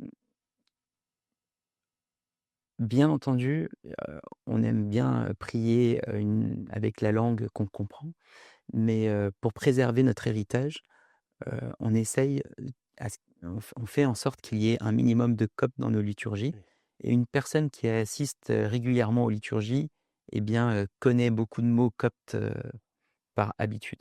oui. Heu, on essaye de préserver le peu de copte qui nous reste. Bien, et vous avez raison, c'est très important. Comme vous avez dit, notre identité est religieuse, elle est marquée, aussi par notre langue, hein. Oui. Abouna, la musique liturgique, donc vous avez parlé des mélismes, à savoir ces phrases musicales qui vont être employées pour certaines parties de la liturgie. La musique liturgique va changer, j'imagine, selon les périodes. Est-ce qu'il existe dans l'Église copte des mélodies très anciennes et qui pourraient même être un héritage de l'ancienne Égypte et qui sont encore employées aujourd'hui, et en quelle occasion? Alors, dans chaque culture, la religion, prend ses racines dans les civilisations qu'elle a traversées. L'Église copte, elle a traversé beaucoup de civilisations, donc l'Égypte pharaonique, mais aussi la civilisation grecque, Alexandrie, et la civilisation romaine, la période byzantine Oui, et la période islamique. Donc forcément, la culture musicale a été imprégnée de tous. Alors, ils disent que, un chant qu'on dit Vendredi saint est tiré de enfin, ou était inspiré d'un chant pharaonique. C'est le chant Pekeslonos, le chant qui est en fait le psaume qui dit: «Ton trône éternel est un trône, éternel, ton sceptre, royal», qu'on chante le vendredi à la 12e heure, vendredi saint à la 12e heure. oui, Et en fait, la particularité de ce chant, c'est qu'il commence sur un air triste oui. et il se termine sur un air joyeux. Abouna, c'est peut-être beaucoup vous demander, mais est-ce que vous seriez capable, ne serait-ce que d'en faire un peu de quelques éléments de la mélodie devant nous? Oui, alors c'est un chant qui dure 12 minutes, mais par exemple, je vais vous dire, le petit bout de triste, il commence donc c'est le mot Pekeslonos qui veut dire «ton trône», et en fait, il faut s'imaginer qu'à la 12e heure du vendredi saint, on est devant le juge, suprême, et c'est comme si c'était, un petit jugement. Donc lors d'un jugement, on arrive, on a peur, et donc le chant il commence: «Bek Efro, oh, oh, oh, oh, oh, oh, oh, oh, oh, oh, oh». Et on tremble en fait. Et après, quand on arrive à Alléluia, Oui, où, on s'imagine que Dieu nous dit: «Venez à moi, vous les bénis de mon Père». j'étais malade, vous m'avez visité, enfin Matthieu 25 et le Alléluia, eh bien, on arrive à la période joyeuse où on dit: «Hey, hey, hey, hey, hey,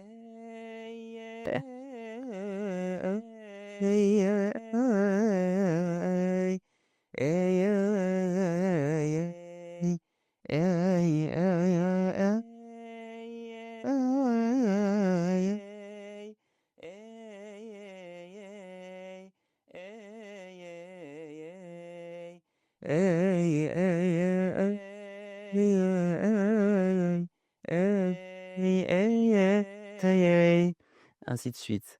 Et en fait, le changement, il se fait tellement naturellement qu'on n'arrive pas à voir quand est-ce qu'on est passé de l'air triste à l'air joyeux.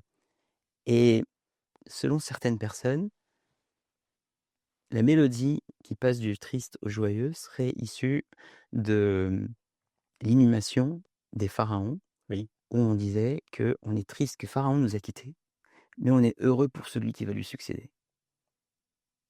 Y a-t-il des supports musicaux? Est-ce qu'il y a, pendant la cérémonie, des instruments qui sont utilisés? On utilise uniquement des cymbales et un triangle. Oui. Et la transmission des chants ne se fait, enfin, les chants ne sont transmis, enfin, c'est que par transmission orale, Oui. Il n'y a pas par de des moalim. partition sur lesquelles il faille travailler. Alors, sûrement, il en existe aujourd'hui, mais en fait, on a toujours appris les chants via ce qu'on appelle un maître, un muallim, qui est là, il nous apprend les chants, on répète derrière lui, et c'est comme ça que les chants ont été transmis à travers les générations. Oui, j'imagine que ça doit passionner les musicologues, cette transmission et puis cette beauté particulière, singulière et très, très ancienne. Clarisse, à bout de d'écrire une messe. T'as ça et Bien, donc la messe. Et alors moi je suis de tradition dominicaine, donc on aime bien essayer d'analyser les choses pour les comprendre, hein. C'est l'actualisation de l'unique sacrifice de notre Seigneur Jésus-Christ sur la croix. Une actualisation non sanglante, sous forme de signe, donc un sacrement. Le signe qui manifeste cette mort unique, le Seigneur est mort et ressuscité, il ne peut plus mourir, mais qui manifeste cette mort unique de notre Seigneur dans la célébration de la messe, c'est la consécration sous les deux espèces. Le prêtre consacre d'abord et transforme le pain dans le corps de notre Seigneur Jésus-Christ, puis le vin dans le sang de notre Seigneur Jésus-Christ. Et il manifeste par là que le corps et le sang sont séparés. Et donc il montre la mort de notre Seigneur sous la forme de signe, la mort de notre Seigneur sur la croix. Puis, après ce moment, cette consécration, le prêtre va prendre une fraction de l'hostie et il va la mettre dans le précieux sang pour manifester la réunion du corps et du sang de notre Seigneur dans sa résurrection. On le sait aussi.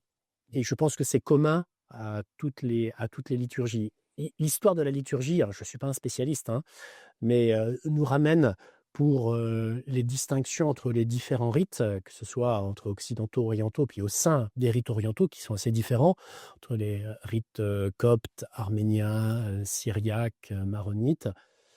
Donc il y a quand même un tronc commun de cette vie liturgique telle que c'est pratiquée à Jérusalem puis à Antioche, avant de se diffuser, de se particulariser.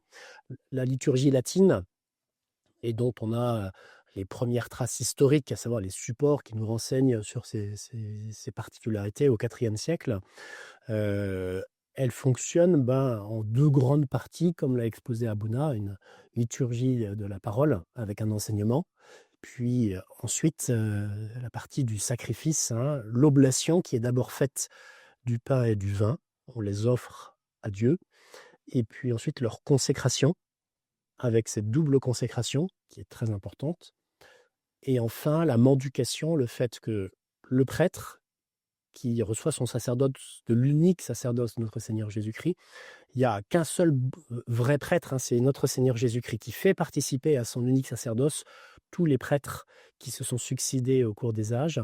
Et ce prêtre, qui est l'image, qui représente le Christ, qui agit une persona Christi, en la personne du Christ pendant la messe, après avoir réalisé le sacrifice sur l'autel, va consommer la victime qui est le Christ. Et donc il communie lui-même, et puis ensuite il va donner la communion aux fidèles. Dans l'histoire de la liturgie latine, la communion s'est pratiquée sous les 2 espèces pendant très longtemps. Saint Thomas d'Aquin, au XIIIe siècle, il parle, de cette, coexistence des 2 communions et puis il montre que on est à l'époque où, on a commencé à ne distribuer la communion que sous les espèces du pain, pour des raisons pratiques. Parce que pour, conserver les saintes espèces à l'issue de la messe, bah, c'est beaucoup plus compliqué avec du vin, si on voulait les conserver. En fait, on ne conserve pas l'espèce du vin, ça ne se pratique pas, mais mais il y a une difficulté s'il y a trop de vin qui a été consacré pour celui qui va le consommer, le prêtre, qu'il y en ait une trop grande quantité. Donc, pour des raisons assez pratiques, on a, dans la 2e millénaire dans l'Église latine, commencé à distribuer la communion uniquement sous la forme d'hosties et chez nous, les hosties sont en pain azime, donc toutes fines, toutes plates et elles sont données à partir de l'âge de raison. Donc les enfants vont faire leur première communion et l'âge a un peu varié dans l'histoire de l'Église latine sur la date de cette première communion. C'est récemment le pape Saint Pie X qui a demandé qu'on laisse les enfants recevoir le corps de notre Seigneur Jésus-Christ. Laissez venir à moi les petits-enfants, dit notre Seigneur. Et donc on est descendu à un âge relativement tôt, tardif par rapport à nos frères orientaux, mais vers 6-7 ans, l'âge de raison. Et donc on leur donne la communion à partir de cet âge-là. Et les conditions pour pouvoir communier étant d'être baptisé à jeun, en état de grâce, donc de ne pas avoir de péché grave, mortel sur la conscience, puis d'avoir été accepté à faire cette première communion. La liturgie donc est relativement semblable, mais nous avons, nous, comme support musical, un chant particulier qui est spécifique à l'Occident latin, c'est le chant grégorien, et donc qui est assez ancien et puis qui a des inspirations assez larges, comme vous l'avez dit. On s'est inspiré de toutes les civilisations ou cultures qui ont été soit sur notre sol ou proches de notre sol. Donc le chant grégorien est inspiré du chant byzantin, pour partie. Certaines des mélodies grégoriennes, ce sont des chants byzantins sur lesquels on a mis, sur lesquels on va parfois juste traduit les paroles du grec au latin et qui s'est développé donc, dans les premiers siècles, dans les 6e et 10e siècles. Je sais qu'il y a eu des ajouts au cours des siècles, mais une longue tradition orale, transmission orale de ce chant dans les paroisses et dans les monastères jusqu'ici. La particularité de l'Église latine, c'est qu'elle a eu, à l'occasion du dernier concile, une réforme liturgique en 1970 et qui a amené, pour le nouveau rite, un usage quasi exclusif de la langue vernaculaire, du français. Les textes permettent d'avoir le latin, mais dans les faits, on trouve très très peu de latin dans les paroisses. Et puis, avec une simplification des rites et parfois non pas une correction, mais une réécriture en se basant sur des pratiques ou des écrits liturgiques antiques, revisités par des liturgistes du XXe siècle, de façon plus ou moins heureuse. Dans ma communauté, notre particularité, c'est que nous utilisons uniquement l'ancien rite et le rite dominicain, qui est un petit peu distinct de l'ancien rite romain dit de Saint Pie V. Et donc ces 2 rites cohabitent dans l'Église latine. Mais l'Église catholique comprend aussi d'autres églises orientales qui ont leur rite oriental propre, avec parfois des modifications. Et je ne sais pas ce qu'il en est, vous allez nous le dire, Abouna, si vous le savez, pour les coptes catholiques, s'ils ont conservé la même liturgie ou s'il y a eu des modifications, et en particulier des modifications récentes, à la fin du XXe siècle, dans la liturgie des coptes catholiques. Et les coptes catholiques prient quasiment la même liturgie que les coptes orthodoxes, avec les variantes de théologie catholique. Donc, mais certaines parties de la messe sont à 100% les mêmes. Les chants coptes sont quasiment les mêmes, mais il y a certaines phrases qui diffèrent dans la liturgie. Mais sinon, Ils s'habillent comme nous, ils ont la même disposition de l'église, quasiment les mêmes vêtements sacerdotaux, Oui. quasiment, et les mêmes chants coptes. Une des particularités de l'Église, hein, jusqu'à très récemment chez nous autres latins, c'est que toutes les messes étaient célébrées ad orientem, tournées vers l'Orient, hein. C'est de là où on attend le retour en gloire de notre Seigneur Jésus-Christ. Et donc, toutes vos cérémonies sont aussi célébrées ad orientem. Oui. Il semble que les fidèles coptes, lorsqu'ils veulent prier dans leur maison, se tournent aussi vers l'Orient. Oui, tout à fait. Donc ça, c'est cette particularité qu'on retrouve partout dans les églises, sauf là où il y a eu une réforme très récente, dans l'église latine avec le nouveau rite, chez les Chaldéens aussi, chez les Maronites aussi, mais pour les Arméniens, les Coptes catholiques, les Coptes éthiopiens, les Coptes, les Arméniens catholiques, oui, ils ont conservé cette célébration vers l'Orient. Quelles sont les couleurs liturgiques pendant l'année liturgique à Bouna? Est-ce qu'elles varient ou pas? On n'a pas de spécificité dans les couleurs. Oui. Par contre, lors des célébrations des fêtes, l'évêque ou le prêtre peut ajouter à sa tunique blanche des éléments supplémentaires, notamment ce qu'on appelle la robe sacerdotale. Oui. Et c'est pour marquer les fêtes. Et l'évêque, le jour des grandes fêtes, revêt la couronne. Oui. Et il s'installe sur la chaire épiscopale lors de ces grandes fêtes. Mais il n'y a pas de code de couleur. Des codes couleurs Oui. qui existent chez les latins. Nous avons le violet qui est réservé aux périodes de préparation aux grandes fêtes, pour l'Avent avant Noël, pour le Carême avant Pâques. Nous avons la couleur rouge pour les jours où on fête les martyrs et la Pentecôte.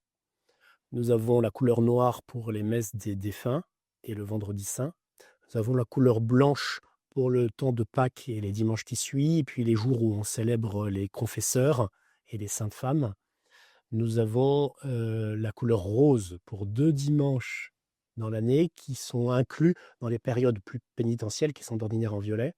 Les dimanches de Gaudete, pour faire une petite pause dans l'aspect pénitentiel, on met cette couleur rose qui est du violet avec du blanc en fait. D'accord. Alors, nous, c'est sur peut-être dans les voiles de l'église, les voiles du sanctuaire. Oui. Où effectivement, alors, pendant la période annuelle, le voile est rouge. Oui. Ou le rideau du sanctuaire. Pendant la semaine sainte, donc après dimanche des rameaux jusqu'au samedi saint, on recouvre, on tapisse en fait de noir, Oui. le voile, etc. Et lors de ce qu'on appelle la nuit de l'Apocalypse, donc le samedi saint, donc quand on est rentré de vendredi saint et qu'on revient toute la nuit du vendredi au samedi, c'est à ce moment-là que on prépare l'esprit du chrétien à vivre la résurrection à travers une mort et une vie. Et c'est au cours de cette célébration que les chants sont à moitié tristes, à moitié joyeux. Et on change à ce moment-là le voile noir en voile blanc, qu'on va garder blanc pendant les 50 jours après Pâques. Dans vos hôtels, sur lesquels vous célébrez la messe à Bouna, est-ce qu'il y a des reliques des martyrs? Alors, dans l'histoire, les reliques des martyrs étaient sous l'autel. Oui. Ça faisait référence à Apocalypse 5, où on disait que les martyrs sont sous l'autel de la mer. C'est pour dire qu'en fait que le Christ est en haut, il s'offre pour nous, et le martyr, il est en bas, il a offert son corps, son sang pour le Christ qui est immolé au-dessus de lui. Aujourd'hui, les reliquaires sont dans l'église, mais pas dans l'autel, en dehors. Oui. On essaye de faire en sorte qu'à l'intérieur du sanctuaire, il n'y ait que le Christ. Il n'y ait rien d'autre. D'accord. C'est comme un petit peu dans l'Ancien Testament, le Saint des Saints. Oui. Personne ne rentre. Aujourd'hui, par la miséricorde de Dieu, on rentre et on essaye un petit peu. Enfin, il nous a été accordé de rentrer dans l'autel, mais on n'oublie pas que dans l'Ancien Testament, le Saint des Saints, le grand prêtre, n'y rentrait qu'une fois dans l'année. Oui. Est-ce que vous nous parlez du jeûne de votre église? Combien il y a de jours? C'est un sujet qui fâche nos fidèles, ça. Effectivement, l'Église copte, elle accorde une énorme importance au jeûne. On jeûne à peu près plus de 2 tiers de l'année. Là, la semaine prochaine, on va commencer le jeûne de la Nativité, 43 jours. On a le carême 55 jours. On a tous les mercredis et vendredis, hormis temps pascal. On a le jeûne des apôtres et le jeûne qui est dédié à la Sainte Vierge Marie, enfin pour Dieu, mais au nom de la Sainte Vierge Marie pour les 2 semaines, pour l'Assomption. Abouna, je vous arrête. 43 jours pour le jeûne préparatoire à la fête de Noël. Est-ce que ce ne serait pas 40 plus 3? Est-ce que vous pourriez nous dire ce que sont ces 3 jours de jeûne qui s'ajoutent aux 40 jours précédant Noël? Alors, les 40 jours déjà qui précèdent Noël nous rappellent la période que Moïse a jeûné pour avoir la loi. Il a jeûné 40 jours dans le désert, sur le mont Sinaï. Et les 3 jours, en fait, ils datent du millénaire dernier, au Xe siècle. Il y a eu une histoire au Caire où, à l'époque du Mouezdin Allah, du califat fatimide, et il avait dans ses conseillers un juif qui s'appelait Ibn Kils de mémoire. Et un jour, il aimait bien faire des débats religieux. Et un jour, il y avait le pape Abraham qui était accompagné de son évêque qui s'appelait Sévère, Savirus, et il, il sort un verset dans Isaïe qui dit « Le bœuf connaît son possesseur, l'âne connaît son maître, mais mon peuple Israël ne me connaît pas. » Et donc, c'était un petit peu une boutade où ils l'ont très mal pris, les Juifs présents. Et donc, ils ont passé des nuits à lire l'Évangile pour sortir un verset qui pourrait ressortir devant cette assemblée-là. Et ils sont tombés sur un verset dans Matthieu qui disait, Jésus qui dit, « Si vous avez de la foi comme un grain de moutarde, vous pourrez dire à cette montagne, déplace-toi d'ici à là, et elle se déplacera. » Et ils sont allés tout contents devant Al-Muezzin Allah, le calife, et devant le pape Abraham en disant « Eh bien, on a trouvé dans l'évangile de Matthieu ce verset-là. Eh bien, on veut savoir si vous êtes capable d'appliquer ce verset. » Et donc, c'était un peu un dilemme. Parce que si la montagne ne se déplace pas, c'est que la parole est fausse. Ou qu'ils n'ont pas la foi. Ou alors, ils n'ont pas la foi. Et donc, le pape Abraham a demandé une période de 3 jours où il est rentré, il a dit à ses fidèles, on va jeûner pendant 3 jours pour que Dieu fasse miséricorde. Et au bout de 3 jours, ils sont tous allés devant la montagne Mokattam, qui est toujours actuellement dans la banlieue du Caire. Et ils ont prié « Kyrie eleison », pitié Seigneur. Et le miracle se produit et la montagne se déplaça. Alors comment, je ne sais pas trop, mais en tout cas, elle se déplaça. On voit encore aujourd'hui, me semble-t-il, les fractions, les déchirures dans la colline du Mokattam. Tout à fait. Est-ce que la veille, la Vierge est apparue au pape Abraham en lui disant « Va voir un monsieur qui s'appelle Simon le tanneur, qui était cordonnier, et par les prières de ce saint qui vit parmi vous, qui n'était ni prêtre ni diacre, qui était un homme tout à fait lambda, par ses prières et par les prières de ton peuple, le miracle se produira. » Donc il est allé serein, pape Abraham, avec les encensoirs, des processions, des bannières, des croix. Et le miracle se produisit. Et grâce à ce miracle-là, le calife autorisa le pape Abraham à reconstruire des églises dans le vieux Caire qui sont toujours existantes et qui existent toujours. Et l'histoire dit que le calife lui-même serait devenu chrétien. Voilà l'histoire de ces 3 jours qu'on a gardés de ce pape Abraham, Ibn Zara, le Syrien. Merci Abouna. Et en quoi ça consiste donc c'est plus de protéines animales? Alors il y a 2 types de jeûnes. Il y a un jeûne plus strict que l'autre. Il y en a un où donc c'est un jeûne végétal, on est végétalien. Mais il y a certains jeûnes de second rang où le poisson est autorisé. Mais sinon, on n'a pas au fromage, ni le lait, etc. Des viandes. Et l'Église latine? L'Église latine est très pauvre comparée à l'Église d'Égypte. Donc nous sommes tenus canoniquement à 2 jours de jeûne dans l'année. Donc simplement le mercredi des cendres qui commence le carême et le vendredi saint. Ce sont des usages récents qui ont été simplifiés et malheureusement. Mais aujourd'hui, on voit un renouveau et un désir, en particulier dans la jeunesse, de bien marquer par une action cette vie chrétienne, en particulier pour le carême. Ça, c'est un petit peu dû à la présence massive de musulmans en France qui pratiquent pour beaucoup le ramadan, et donc beaucoup de jeunes chrétiens qui cherchent leur identité et qui n'ont pas reçu de formation chrétienne se disent: «Bah, mais moi, je sais que mes parents étaient chrétiens, je vais faire comme les chrétiens». Ah, et donc le carême commence par le mercredi des cendres, où on prie en recevant l'imposition des cendres et cette parole qui est tirée de la Genèse. Tu es cendre et tu retourneras à la cendre, ou tu es poussière et tu retourneras à la poussière. Et ce jour-là, on jeûne, on ne mange pas de viande, on fait un seul repas dans la journée. Mais dans la vie monastique, par exemple, nous-mêmes au couvent, nous pratiquons comme jeûne tout le temps de l'Avent, qui commence 4 dimanches avant le 25 décembre. Donc on fait un seul repas par jour, et puis nous ne mangeons pas de viande. Nous faisons la même chose pendant le carême, pendant 40 jours avant Pâques. On ne compte pas les dimanches dans les jours jeûnés, hein. Donc ça dure 46 jours en fait, mais le dimanche, on ne jeûne pas. Nous faisons la même chose les vendredis. Et puis pour certaines vigiles de fête, la veille des fêtes, on se prépare à la fête par un jour de jeûne. Et on voit bien que nos pratiques occidentales ont été très, très, très mitigées. Et je ne pense pas que ce soit une bonne chose. Donc c'est peut-être un peu à charge aujourd'hui chez les fidèles coptes, tous ces grands jours de jeûne, mais chez nous, on est dans l'excès absolument inverse. Il n'y a pas du tout assez. Après, le jeûne a quand même, enfin, tire son existence dans la Bible. Oui, Moïse a jeûné 40 jours, oui. Notre Seigneur a jeûné 40 jours. Daniel a jeûné dans la fosse aux lions. Élie a jeûné Peuple de 40 Ninive. jours. Le peuple de Ninive, vous avez un jeûne qui est tiré du jeûne de Ninive aussi.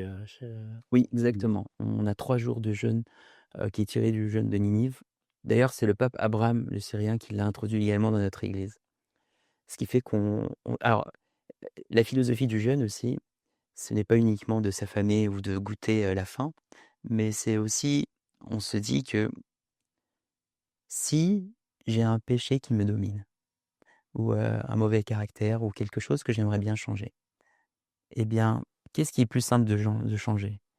Changer de nourriture ou changer un caractère qui est en moi? Et bien souvent la réponse c'est changer de nourriture. Eh bien si tu es pas capable de jeûner, de changer de nourriture, comment je serai capable de changer un mauvais caractère qui est en moi? Donc le fait de jeûner, ça nous permet aussi d'avoir le contrôle sur soi, la maîtrise de soi. On rappelle ce que le Christ nous a dit quand il a dit, «Celui qui arrive à se contrôler est plus fort que celui qui contrôle toute une ville, qu'un gouverneur de toute une ville». Et donc c'est la maîtrise de soi, de d'être léger, et le jeûne doit être accompagné de prière. Oui. Il y a un triptyque même qu'on revoit dans la Sainte Écriture, dans l'Ancien Testament et dans le Nouveau Testament: la prière, le jeûne et l'aumône. Et l'aumône, et les trois sont là pour nous obtenir le pardon de nos péchés. Comment est-ce que vous définissez le martyr et comment vous distinguez un martyr d'une victime? Dans l'étymologie du mot martyr, ça veut dire témoin. Un martyr est quelqu'un qui témoigne du Christ. Il y a différentes sortes de martyrs. Il y a des martyrs pour la pureté, il y a des martyrs pour la foi, il y a des martyrs pour le dogme. Et tous ces martyrs ont un seul point commun, c'est je préfère délaisser ma vie pour le Christ. Le martyr dans l'Église copte, il a une place très importante parce que l'Égypte compte des millions de martyrs. Donc on sait tous qu'il y a eu 10 vagues de persécution depuis Néron jusqu'à Dioclétien. Il y a eu beaucoup d'Égyptiens, mais l'Égypte pendant la période rien que pendant la période de Dioclétien, elle a offert plus de 800 000 martyrs. Et pour nous, le sang des martyrs, c'est le comment dire? C'est la force de l'Église, ou c'est ce qui a abreuvé l'Église.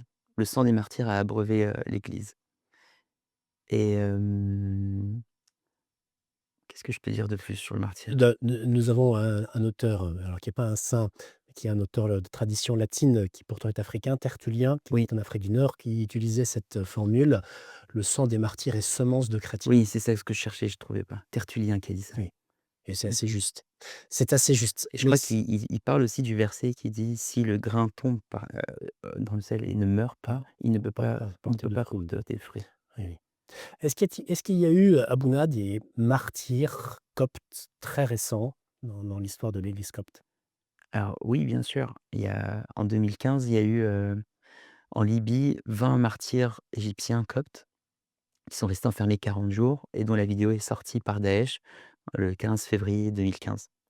Et ce sont, des gens, qui n'étaient ni prêtres ni diacres, ce sont des gens tout à fait normaux qui étaient partis en Libye pour, subvenir à leurs besoins et aux besoins de leur famille, trouver un travail et ils se sont retrouvés à témoigner pour le Christ et ils ont offert leur sang pour le Christ, leur vie pour le Christ et comme je vous disais, le martyre est très important pour l'Église copte, si bien que le début du règne de Dioclétien marque le début de notre calendrier. Notre calendrier, c'est le calendrier des martyrs et il commence au début du règne de l'empereur Dioclétien, en 284. Ces martyrs libyens, en Libye, c'était des Égyptiens qui travaillaient en Libye. Heu, Ces Égyptiens sont morts seuls ou est-ce qu'il y avait d'autres personnes avec eux et qui ont versé leur sang en même temps pour le Christ? Il me semble que, ils sont 21, 20 Égyptiens et un Ghanéen, il me semble et alors je connais pas exactement, l'histoire de ce Ghanéen, mais je sais que j'ai visité l'église, qui est, dans leur village, qui a été érigée en leur nom à Samalot, dans la province d'El-Ménia, dans le gouvernorat d'El Ménia et quand on rencontre leur famille, on est frappé par, la simplicité de leur cœur, par, leur foi, leur amour pour, les autres et l'absence de rancune, dans leur cœur. Oui, oui.